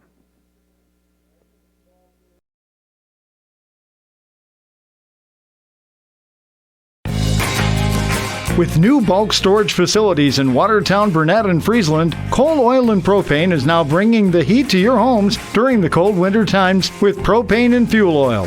Serving customers in Beaver Dam and all surrounding areas, Coal Oil and Propane is a family-owned company celebrating 100 years of reliable professional delivery, competitive pricing, and excellent customer service. Check them out at coaloilandpropane.com. QBS Law in Beaver Dam and Mayville is a full-service local law firm. QBS's attorneys and skilled support staff are ready to serve all your legal needs with a personal touch. QBS handles personal injury claims, workers' compensation, Social Security, disability, bankruptcy, litigation cases, corporate and business issues, criminal, traffic and drunk driving cases, real estate transactions, probate, estate planning, and more. Call QBS Law in Beaver Dam and Mayville or visit them online at qbslaw.com. Just like that, back to live action. Beaver Dam turned it over, and a missed layup at the other end goes out of bounds for Edgewood, and it goes right back to the Golden Beavers. So you didn't miss anything, folks. It's still 47-21. The Golden Beavers on top of the Crusaders as we have now played 5 minutes of this second half, and a timeout. Beaver Dam brought to you by Reed Chrysler Dodge Jeep Ram. Let our family take care of your family. Hey, I forgot to mention this earlier, but I got an update from my good friend and our colleague Wade Bates, and that is the fact that they're going to be broadcasting the Beaver Dam JV game this Thursday night against Sauk Prairie. And he's going to have the play-by-play. Initially, it was supposed to be varsity and JV against Sauk Prairie on Thursday night, but the varsity game has been canceled, but the JVs are still going to play. And Wade, can you, if you're listening, can you send me a text? I must have deleted your text. I just need to know the start time for that and what platform that's on so I can get that out to the folks. But I know some of the JV players even were asking, and some of the parents. And I initially said we weren't broadcasting, but that was a lie because now that's changed, and we are broadcasting. And so send me that text, Wade, when you get a chance. Beaver Dam's got the ball off the timeout. Wade's going to have Beaver Dam boys basketball on the dailydodge.com video stream tomorrow night. Beaver Dam boys are taking on Waterloo. That's a rescheduled game from last Saturday that was postponed because of weather. Hodgson for three, no good. Dang the rebound. Yeah, tomorrow night. JV at 5:45, varsity at 7:15. The Beaver Dam boys hosting the Waterloo Pirates right here on dailydodge.com. Check out Wade Bates with his broadcast. There's a shot up for Dang, no good. Witten able to rebound. Wade does an excellent job, and he'll have you covered tomorrow night for the boys' hoops. There is a traveling violation, and it goes back to Edgewood. Now, wholesale hockey line substitutions here for Beaver Dam. I'll be back with you this Friday night for the Beaver Dam boys game against Edgewood. So, yeah, we get to do it again Friday night. Edgewood and Beaver Dam, this time the boys will be playing here in the field house. We'll have that for you on the dailydodge.com video stream. And I think we've got some hockey coming up on Saturday that Wade's going to take care of. There's a shot up, no good. Gabby Wilkie, the rebound, and a foul to boot on the Crusaders. 12:02 left to play in the ball game. Right now it's 47-21 in favor of Beaver Dam.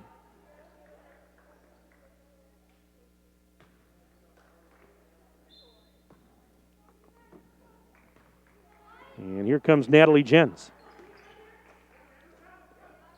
Backdoor, Gabby Wilkie wide open, and she's fouled on the shot. That's going to go on Iglar. That was a nice pass. Gabby Wilkie right there. And now she goes to the free throw line. Gabby Wilkie, 83.3% from the charity stripe on the season. First one is good. Averaging 7.4 a game. She had 8 the other night in the win over the Xavier team from Appleton. And the second one is good. 49-21. 11:49 and ticking left in the game here. So the Crusaders going to work with Gross. They work it into Dang on the baseline. Sends it back out. She couldn't get a shot off. Good defense. Now with it is Iglar. Iglar on the elbow, right side. Down low. Pass was tipped by Jens and stolen. Natalie leading the charge ahead. Flips it left side. There is Salatel up to Stonewall. Cross court. Gabby Wilkie fakes a three. Driving into the lane. Puts it up with the left hand and scores. Gabby Wilkie with another bucket. 51-21. The lead is at 30 for Beaver Dam with 11 minutes and change left to go in the game. Lazar, baseline jumper, bucket. Nice and easy for Sarah Lazar. 51-23. Another shot from the left side. That's good for a three, actually, for Yagodinsky. 54-23. BD on top of Edgewood. Little Monday night basketball action for you here in the field house. Pass off the hands of Lazar, and it's right to Stonewall. Stonewall gives it to Yago. Back to Stonewall on the return feed. Over to Gabby, looking to the corner. Salatel right back out. Up top for Jens. Jens going to reset near the timeline. Now takes off a screen. Left side, wide open, and missed the layup, though. And the rebound is pulled down by Ellie Iglar.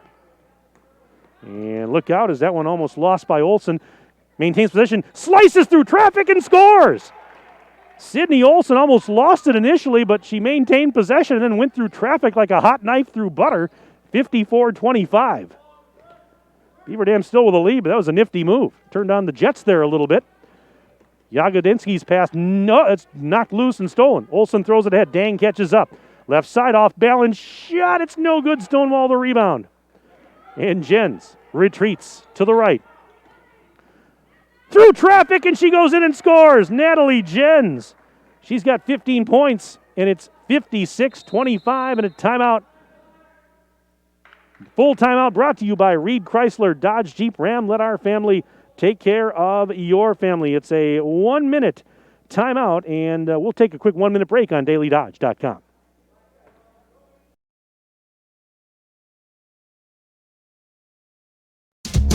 What a great Christmas! Less jets flying around, families staying warm at home, and festive cheer the world over. Who's left on the list? De Silva, Kahn, Muller, and Norberg. Norberg, every year I ask them if they were like a new Lennox comfort system from Surefire, and every year they decline and leave lutefisk instead of cookies. Martin, it's your turn to deliver this year. No way, fat man. You call Surefire and tell them to fix their heater. Then I'll head down their chimney. Well, they don't have a chimney, but they do have an effluent line. Very funny, big guy. Just call Surefire and order a Lennox for them already. Happy holidays from your friends at Surefire. Act before the end of 2020, and you could have a top-of-the-line Lennox home comfort system installed for as little as $116 per month. Call Surefire today or visit us online at surefireinc.com. Be sure with Surefire. 9:35 to go in the game. By the way, I was talking about the Beaver Dam JV game Thursday night against Sauk Prairie. That will be streamed on the BDUSD YouTube channel. So again, on the Beaver Dam Unified School District's YouTube channel, Thursday night, it will be the Beaver Dam JV team against Sauk Prairie in girls basketball. Wade Bates will have the play-by-play of that game. And so it's not on Daily Dodge. It'll be on the BDUSD YouTube channel. Steal. Here comes Jens. At the other end, this is Zarnecki. She's ahead. It's taken away as she was trapped on the baseline and was just taken away by Madison Foley. With it now is Myers.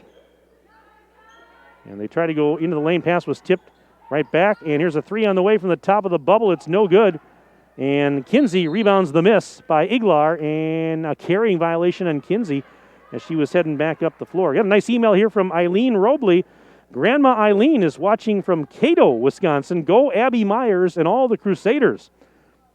Eileen, thank you for the email. And I don't know where Cato, Wisconsin is. C-A-T-O, Cato, Wisconsin. I get around the state, believe me. I do a lot of traveling, and that's one I don't know where that is. I mean, you just stumped Mike Tronson, and they call me Rand McNally because I'm on the road all the time. And I don't know where Cato is. I'm going to have to look that up. Something to do when I get home tonight. Barth, and wait a minute, we got a whistle as she was driving. Hope you're doing well, Eileen. Thanks for the email. Let's see, this is going to be the fourth personal on Hodgson, and she's going to have to come out.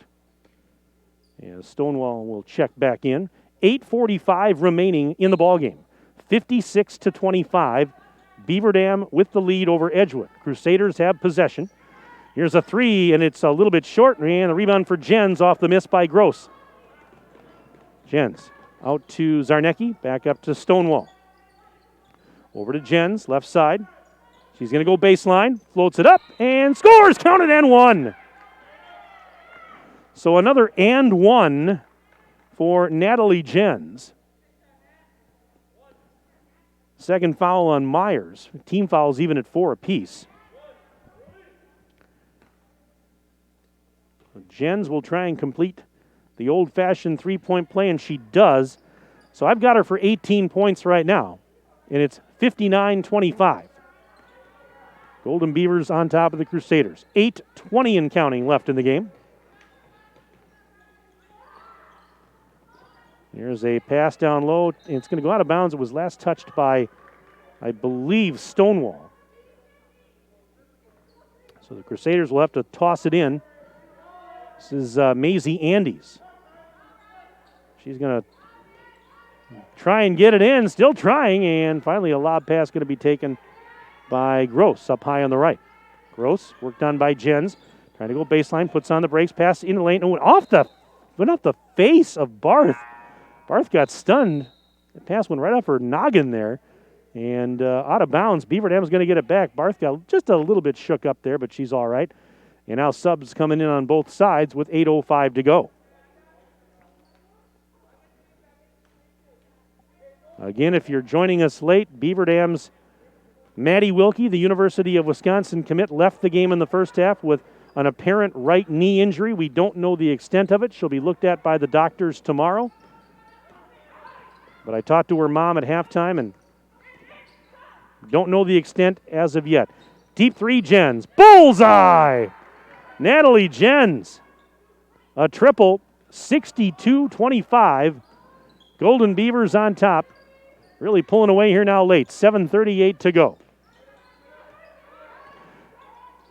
And Maddie Wilkie over on the bench right now watching her teammate. She was walking with crutches at halftime. Ball out of bounds. It's going back to the Golden Beavers.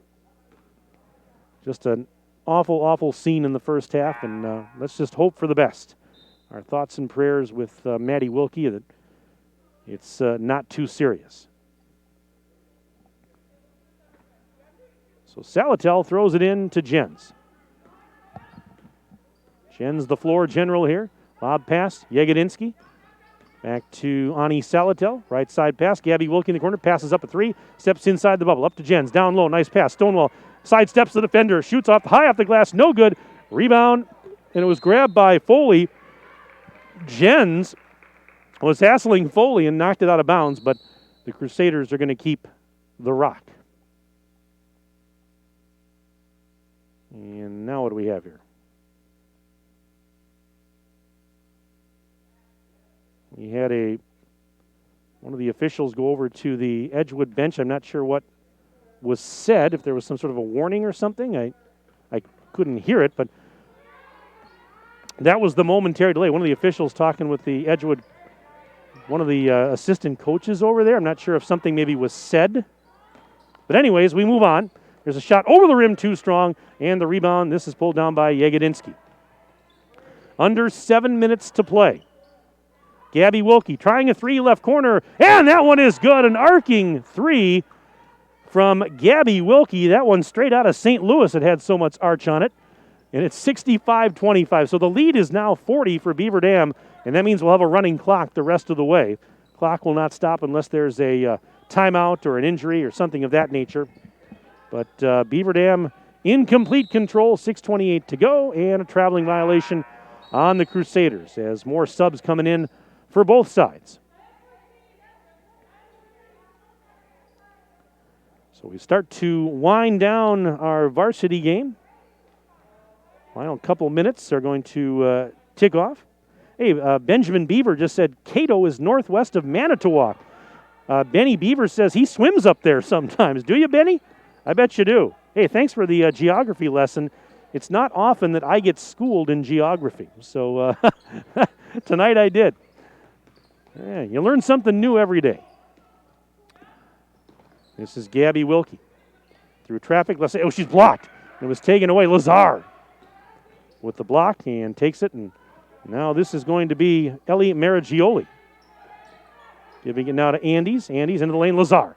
Up and under move, and she missed the layup. And the rebound, it's going to be an offensive board, kept alive. In backdoor, they find a wide open Maraggioli for a layup. And a timeout, Beaver Dam. Tim Chase not happy with that.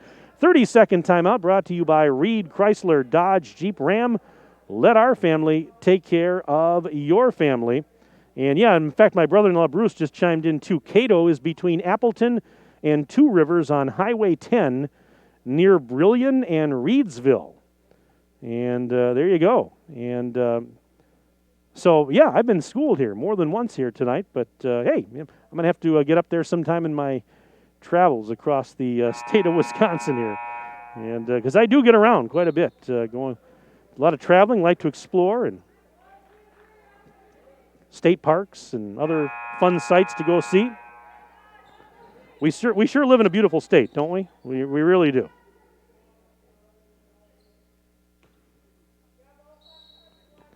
Anyways, Beaver Dam basketball after the timeout.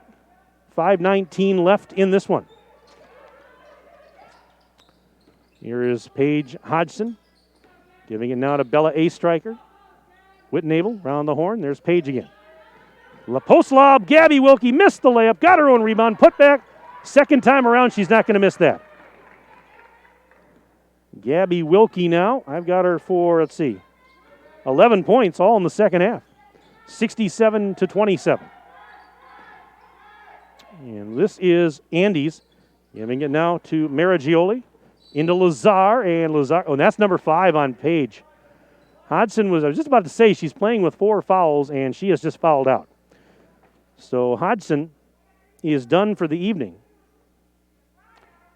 And I've got her for 6 points. Again, I'll double check all the points with the book at the end of the game, but she is done for the evening. 4:22 and counting left in the ball game. And off the inbounds, there is Whitnable. Taking it away from Dang. High off the glass, missed the shot. Offensive board. Putback won't go for A. Stryker. And the rebound this time, a defensive board for Maisie Andes. Gives it now to Abby Myers. Myers into the lane. Maragioli. Wild shot. No, she fell down. Is helped back up, but she got fouled. So, this is going to be a Maragioli heading to the free throw line.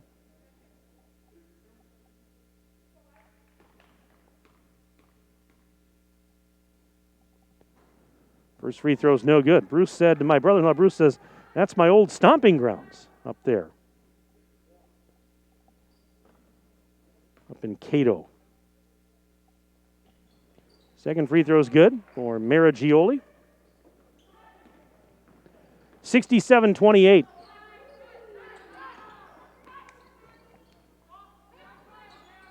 And Beaver Dam with a comfortable lead and just 3:18 remaining in this one.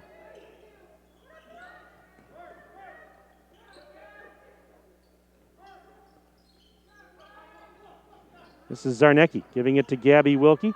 High-low game pass intended for Whitnable, tipped out of bounds. Actually, off of Beaver Dam, I thought maybe Dang was the last. Or actually, no, that would actually have been Grace Wonko, who had just checked in, 5'9" sophomore. But it's going to go back to Edgewood.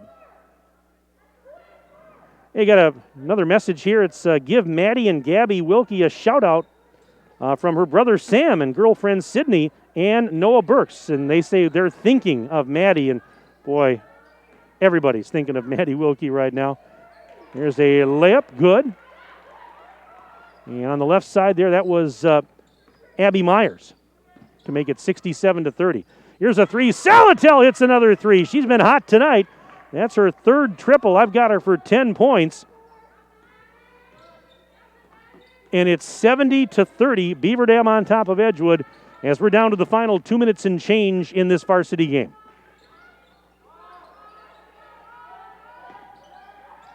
Maragioli, trapped by Salatel, gets rid of it. Deep three, Maragioli. Oh, she drained it. Maragioli hit a three from the hot dog stand, and it's 70-33. Minute 46 left. I mean, that's from well beyond NBA range, and she knocked it down. And an off-balance shot in the lane won't go for Zarnecki. Got her own rebound. Double team. She's tied up, and now bodies on the floor. Jump ball is called. The arrow says it's Beaver Dam basketball, but the clock running with under 90 seconds remaining.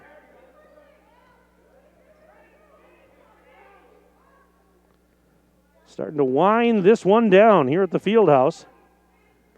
And Beaver Dam's going to stay perfect on the season.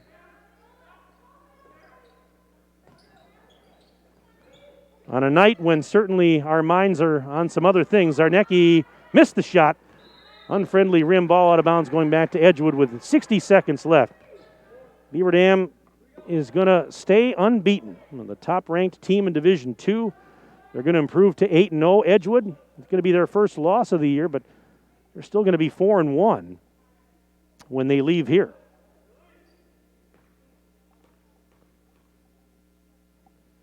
And again. Free throws up, in and out, no good. Rebound tip right back to Maragioli. 34 seconds left. And now with it, Andes. Sidearms it back to Maragioli. 3. That one's well short. I think Salatel got a fingertip on it again. 20 seconds left. 70-33. Golden Beavers. Zarnecki out on the right side. Up to a striker. Back to Salatel. 10 seconds left. Over to Lappin. Lappin. One hands it up, and it's in for Carly Lappin. 72-33, and that'll do it. 2 seconds, 1, and a half-court shot at the horn is no good for Andes. 72-33. That is your final in the varsity game as Beaver Dam knocks off Edgewood.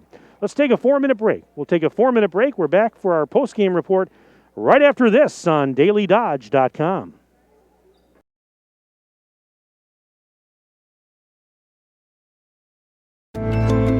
Hi, this is Dr. Adam Forster at Columbus Family Dental. If you've been unhappy with your smile, it's time that you come and see us. Our team of doctors are waiting to help you get your smile back. We'll take the time to talk with you and treat you like a member of our family, not just another number. Whether it's a whole mouth makeover or simply a little tweak, we'll find the right solution that fits you. For your free, no-pressure consultation, call us today at 623-5559. It's back! Employee Pricing Plus on nearly all of our models during the Big Finish sales event at Reed Chrysler Dodge Jeep Ram in Beaver Dam. Hello, this is Brent Reed, and these deals would even put Scrooge in a festive mood. Brand new Jeep Renegade starting at $20,675. Four-wheel drive Compasses, $24,389. Four-wheel drive Cherokees, $24,861, and Dodge Journeys at $22,840. Happy and safe holidays to your family from our family at Reed Chrysler Dodge Jeep Ram in Beaver Dam and ReedChrysler.com. Are you looking for a career where you are appreciated and treated well for what you do? Pine Hills Trucking is currently hiring and they want you to become a part of their family. Bob, the owner of Pine Hills Trucking, knows the entire team has contributed to the success of the business, and he's grateful for everyone he has worked with along the way. Now he wants to hear from you. Call 920-887-8337 to learn more. Your friends at Pine Hills Trucking wish all Beaver Dam High School athletes a safe and successful season. When was the last time someone went the extra mile for you? Hi, I'm Chad Guzzi, owner of Air Care Heating and Air Conditioning in Beaver Dam.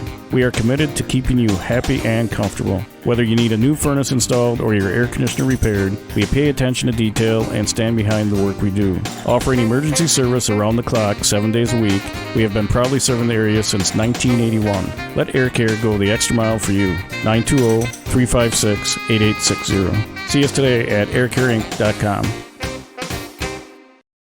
To those who love the grind, run with us on a John Deere Gator UV. Because your daily routine may change, but the land stays the same. There's still ground to cover and a herd to keep in line. Out here, the work never stops. So keep going on a Gator UV with the power to forge ahead. Nothing runs like a Deere. Search John Deere Gator for more. Visit your local John Deere dealer, Ballweg Implement in Waupun on Highway 68 West and Beaver Dam on North Spring Street. And always online at ballweg.biz. Beaver Dam Piggly Wiggly is proud to be a sponsor of Beaver Dam High School Sports. Be sure to stop in and pick up all of your baking and holiday needs. They have everything you need. A full-service deli, delicious bakery goods, fully stocked meat counter, fresh produce, and so much more. And don't forget, they offer grocery delivery when you use Instacart. Shop local and save. Let's go, Beaver Dam Beavers, from Beaver Dam Piggly Wiggly on the beautiful east side of Beaver Dam. Hi, this is Sandy from McKinstry's Home Furnishings in downtown Beaver Dam. We wish all Beaver Dam athletes success this season. High school sports is a time-honored tradition in Beaver Dam, a tradition that McKinstry's is proud to support. At McKinstry's, community is family, which is why, since 1858, we've been honored to be part of your family's home. We hope that your pieces become family heirlooms. McKinstry's Home Furnishings, downtown Beaver Dam. Look around. This book, this meal, this lamp, this world is made of dreams.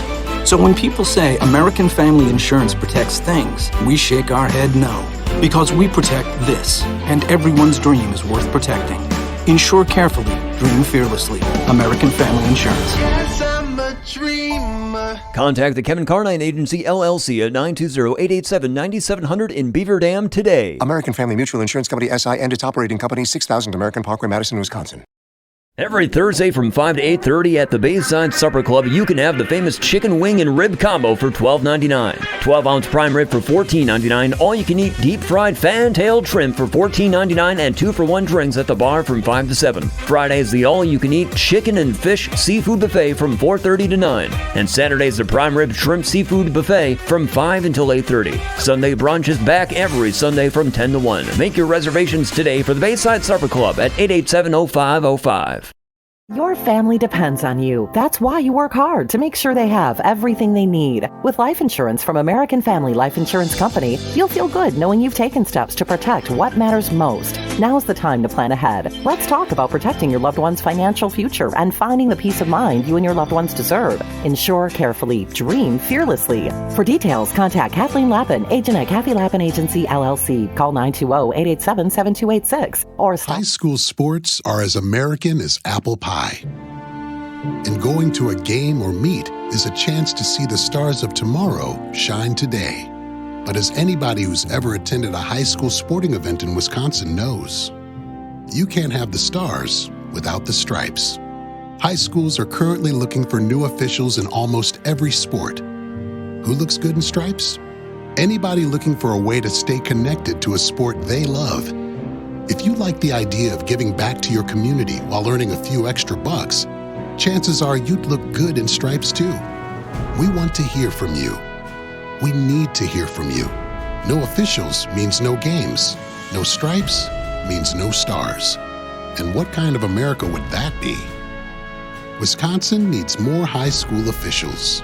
Go to highschoolofficials.com to sign up or learn more. That's highschoolofficials.com.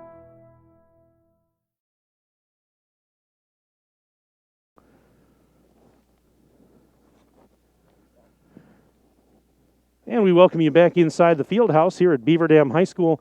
Mike Tronson with you on the dailydodge.com video stream. Final score in the varsity girls basketball game tonight. Beaver Dam improves to 8-0 with a 72-33 victory over Edgewood.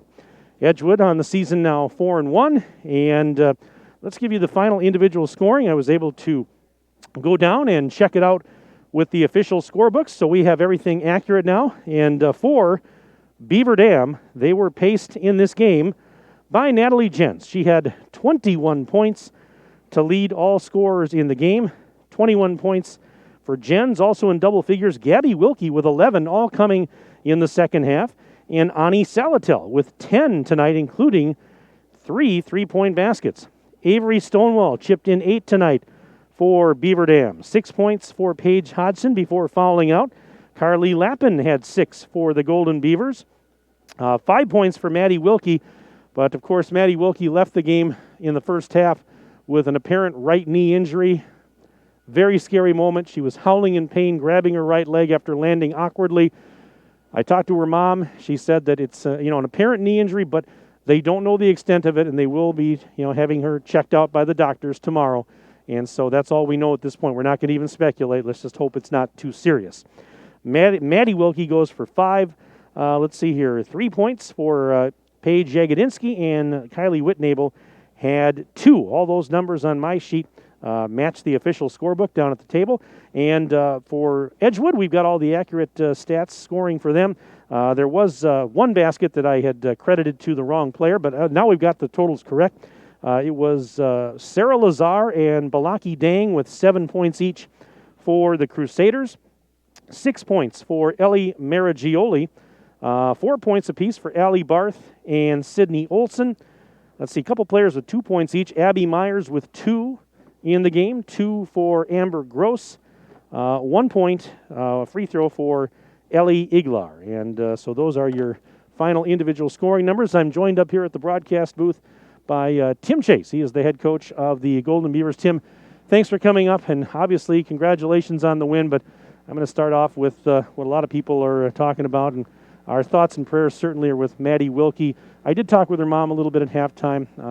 Obviously, we're not going to even speculate on the extent the injury. But anything else you can tell us? Obviously, she was in some pain in the right knee. She was holding that. Yeah, she'll head on down to Madison tomorrow and kind of see where she's at a little bit. So, it's one of those things until you get, the pros to look at it and, take pictures or whatever they need to do when you find out more. So, such a great ball player and has done so many great things for us. And as great of a basketball player, she's even a better person. So we're certainly hoping that, everything's as best as it can be for her because she's put so much time and effort into this game and just really has done so much for Beaver Dam basketball. Certainly the wind went out of my sails and everybody else watching. And did the wind kind of go out of the sails of the team a little bit? It kind of appeared that way. Yeah, I'm sure it did. It's tough. I mean, whenever anybody ever gets hurt, especially, that it was Maddie and then especially how she got hurt too. So it's just one of those things that, you don't expect to see that stuff. And as a coach, it's tough, and it's even tougher on Maddie, and especially since she's got a sister on the team, it's tough on Gabby.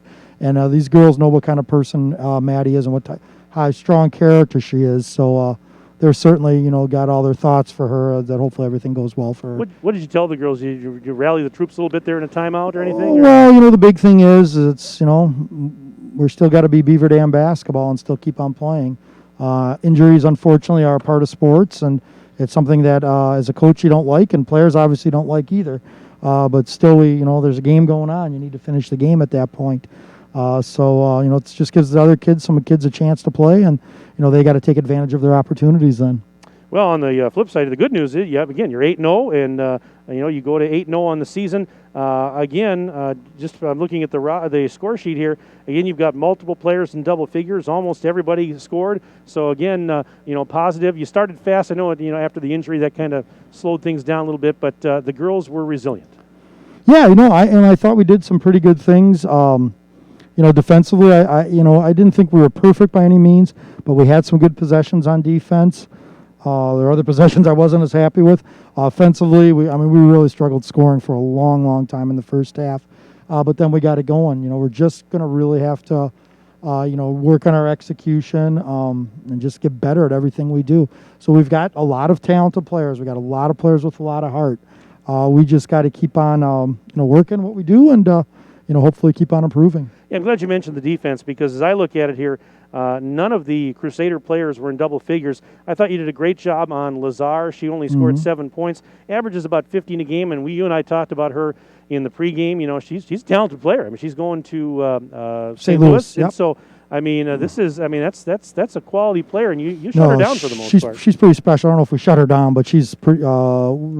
She's got some real game to her. I've been really impressed watching her on tape this last couple of weeks. Just has some serious inside-outside type of game, and she's going to be a great college player. And Dang was a nice player for them, too. She averages well into double figures. Held her to 7. It was all in the first half, too. So. Yeah, no, she's a strong player. I believe she was a state tennis champion. Just has a strong heart and gets after it out there, so we knew that was going to be a tough matchup as well. Well, you get the win, and you and I talked again in the pregame about some of the changes here this week. No game tomorrow night or Thursday. Well, the JV's Thursday night against Sauk Prairie. And then Friday night, you'll be heading to Oostburg, right? Yep, we're going to go play Friday, which will be the first night that our parents can come watch. So, yeah, we got a tough stretch coming up. We got Oostburg, who's undefeated, going in tonight. And then Janesville Craig, who's got a very talented team, on Saturday. And then, Marshall on Monday and Waupun on Tuesday, who are two of the better teams in the state. So fans will be allowed in, a couple of fans per player at Oostburg. Is that? Yeah, Oostburg they will be, and that's obviously can't show up. It's kind of the players' parents and things like that. But that's going to mean so much, I would think, to these girls. Yeah, it'll be nice. The parents are excited to see their kids play, so they certainly are looking forward to that opportunity. So, more than anything, we wanted an opportunity to play this year. We got that opportunity, and hopefully, things will keep on, playing. And so yeah, it's still great that we're getting a chance to do this, and we just want to keep on improving and represent Beaver Dam the best we can. Tim, congratulations again on another win.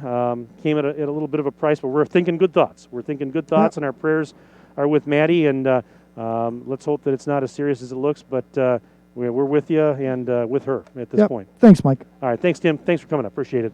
That's Tim Chase, head coach of Beaver Dam, joining us tonight on the postgame, as he always does, and, of course, Beaver Dam a winner 72-33 in the varsity game earlier tonight in JV action. Beaver Dam also a winner by the score of 61-33. So as we look ahead for these two varsity teams, For Edgewood, their next game, according to my schedule here, is a night game Saturday night at Watertown. That'll be a 6 o'clock start. And then on, let's see here, Tuesday, December 29th, they will travel to McFarland for a 4 o'clock game. That's, of course, during the winter break. And then they've got also a game Wednesday the 30th, a 1 o'clock afternoon game against Lake Mills at Lake Mills. So that's what they've got coming up. Meanwhile, for Beaver Dam, we talked about some things getting changed for them. But again, for Beaver Dam, the JV team is in action this coming Thursday night here in the field house against Sauk Prairie. That's a JV-only game. It'll be broadcast with Wade Bates on the play-by-play on the Beaver Dam Unified School District YouTube channel, and that's Thursday night. And then Friday night, the Golden Beavers will head to Oostburg for JV and varsity games, and then Saturday afternoon they're at Janesville Craig for JV and varsity action. And then looking ahead to next week, Monday and Tuesday, a huge back-to-back for the Golden Beavers on Monday and Tuesday. Monday night here in the field house, it's varsity only as the Beaver Dam girls host Marshall. That'll be a huge game. And then the following night, another huge game, Beaver Dam on the road at Waupun for a varsity-only game. So next Monday and Tuesday, you can check out both those varsity games right here on the dailydodge.com video stream with yours truly. I'll have the play-by-play here in the field house Monday night, and we get to go to Waupun on Tuesday night. Meanwhile, tomorrow night we've got Beaver Dam boys basketball here on the video stream, dailydodge.com. Wade Bates will be back in the saddle as the Beaver Dam boys host Waterloo in a makeup of the game that was postponed on Saturday because of weather. That'll be 5:45 for the JV, 7:15 for the tip-off of the varsity game. And Wade's also going to have some Beaver Dam boys hockey coming up on Saturday afternoon here on the dailydodge.com video stream. We want to thank all of our sponsors that made tonight's broadcast possible. Our presenting video sponsors include Columbus Family Dental, QBS Law, specializing in personal injury, transactional law, and will and probate, and the Beaver Dam Unified School District. Tonight's game also brought to you by your local insurance agent, Kathy Lappin with American Family, Pine Hills Trucking, Beaver Dam Piggly Wiggly, McKinstry's Home Furnishings, Ballweg Implement, WDS Construction, Coal, Oil, and Propane, Reed Chrysler Dodge Jeep Ram, Air Care, Kevin Carnine, your American Family Insurance Agent, Surefire, Bayside Supper Club, Richards Insurance, and Lidkey Motors. 72-33, Beaver Dam girls a winner in varsity action tonight over Edgewood, and the JV's also a winner, Beaver Dam knocking off the Crusaders 61-33. That is going to do it. I want to thank all of you for tuning in on the dailydodge.com video stream. I sincerely hope you enjoyed the broadcast. Thanks to all of you also for sending all those emails tonight. We had a lot of fun interacting with you on the broadcast. Another great job by my videographer and engineer, Justin Wilski. They call him Ninja. He's the best in the business. And for Justin, Mike Tronson saying so long from Beaver Dam High School. Have a pleasant evening. Stay safe and healthy, everybody. This has been a dailydodge.com sports presentation.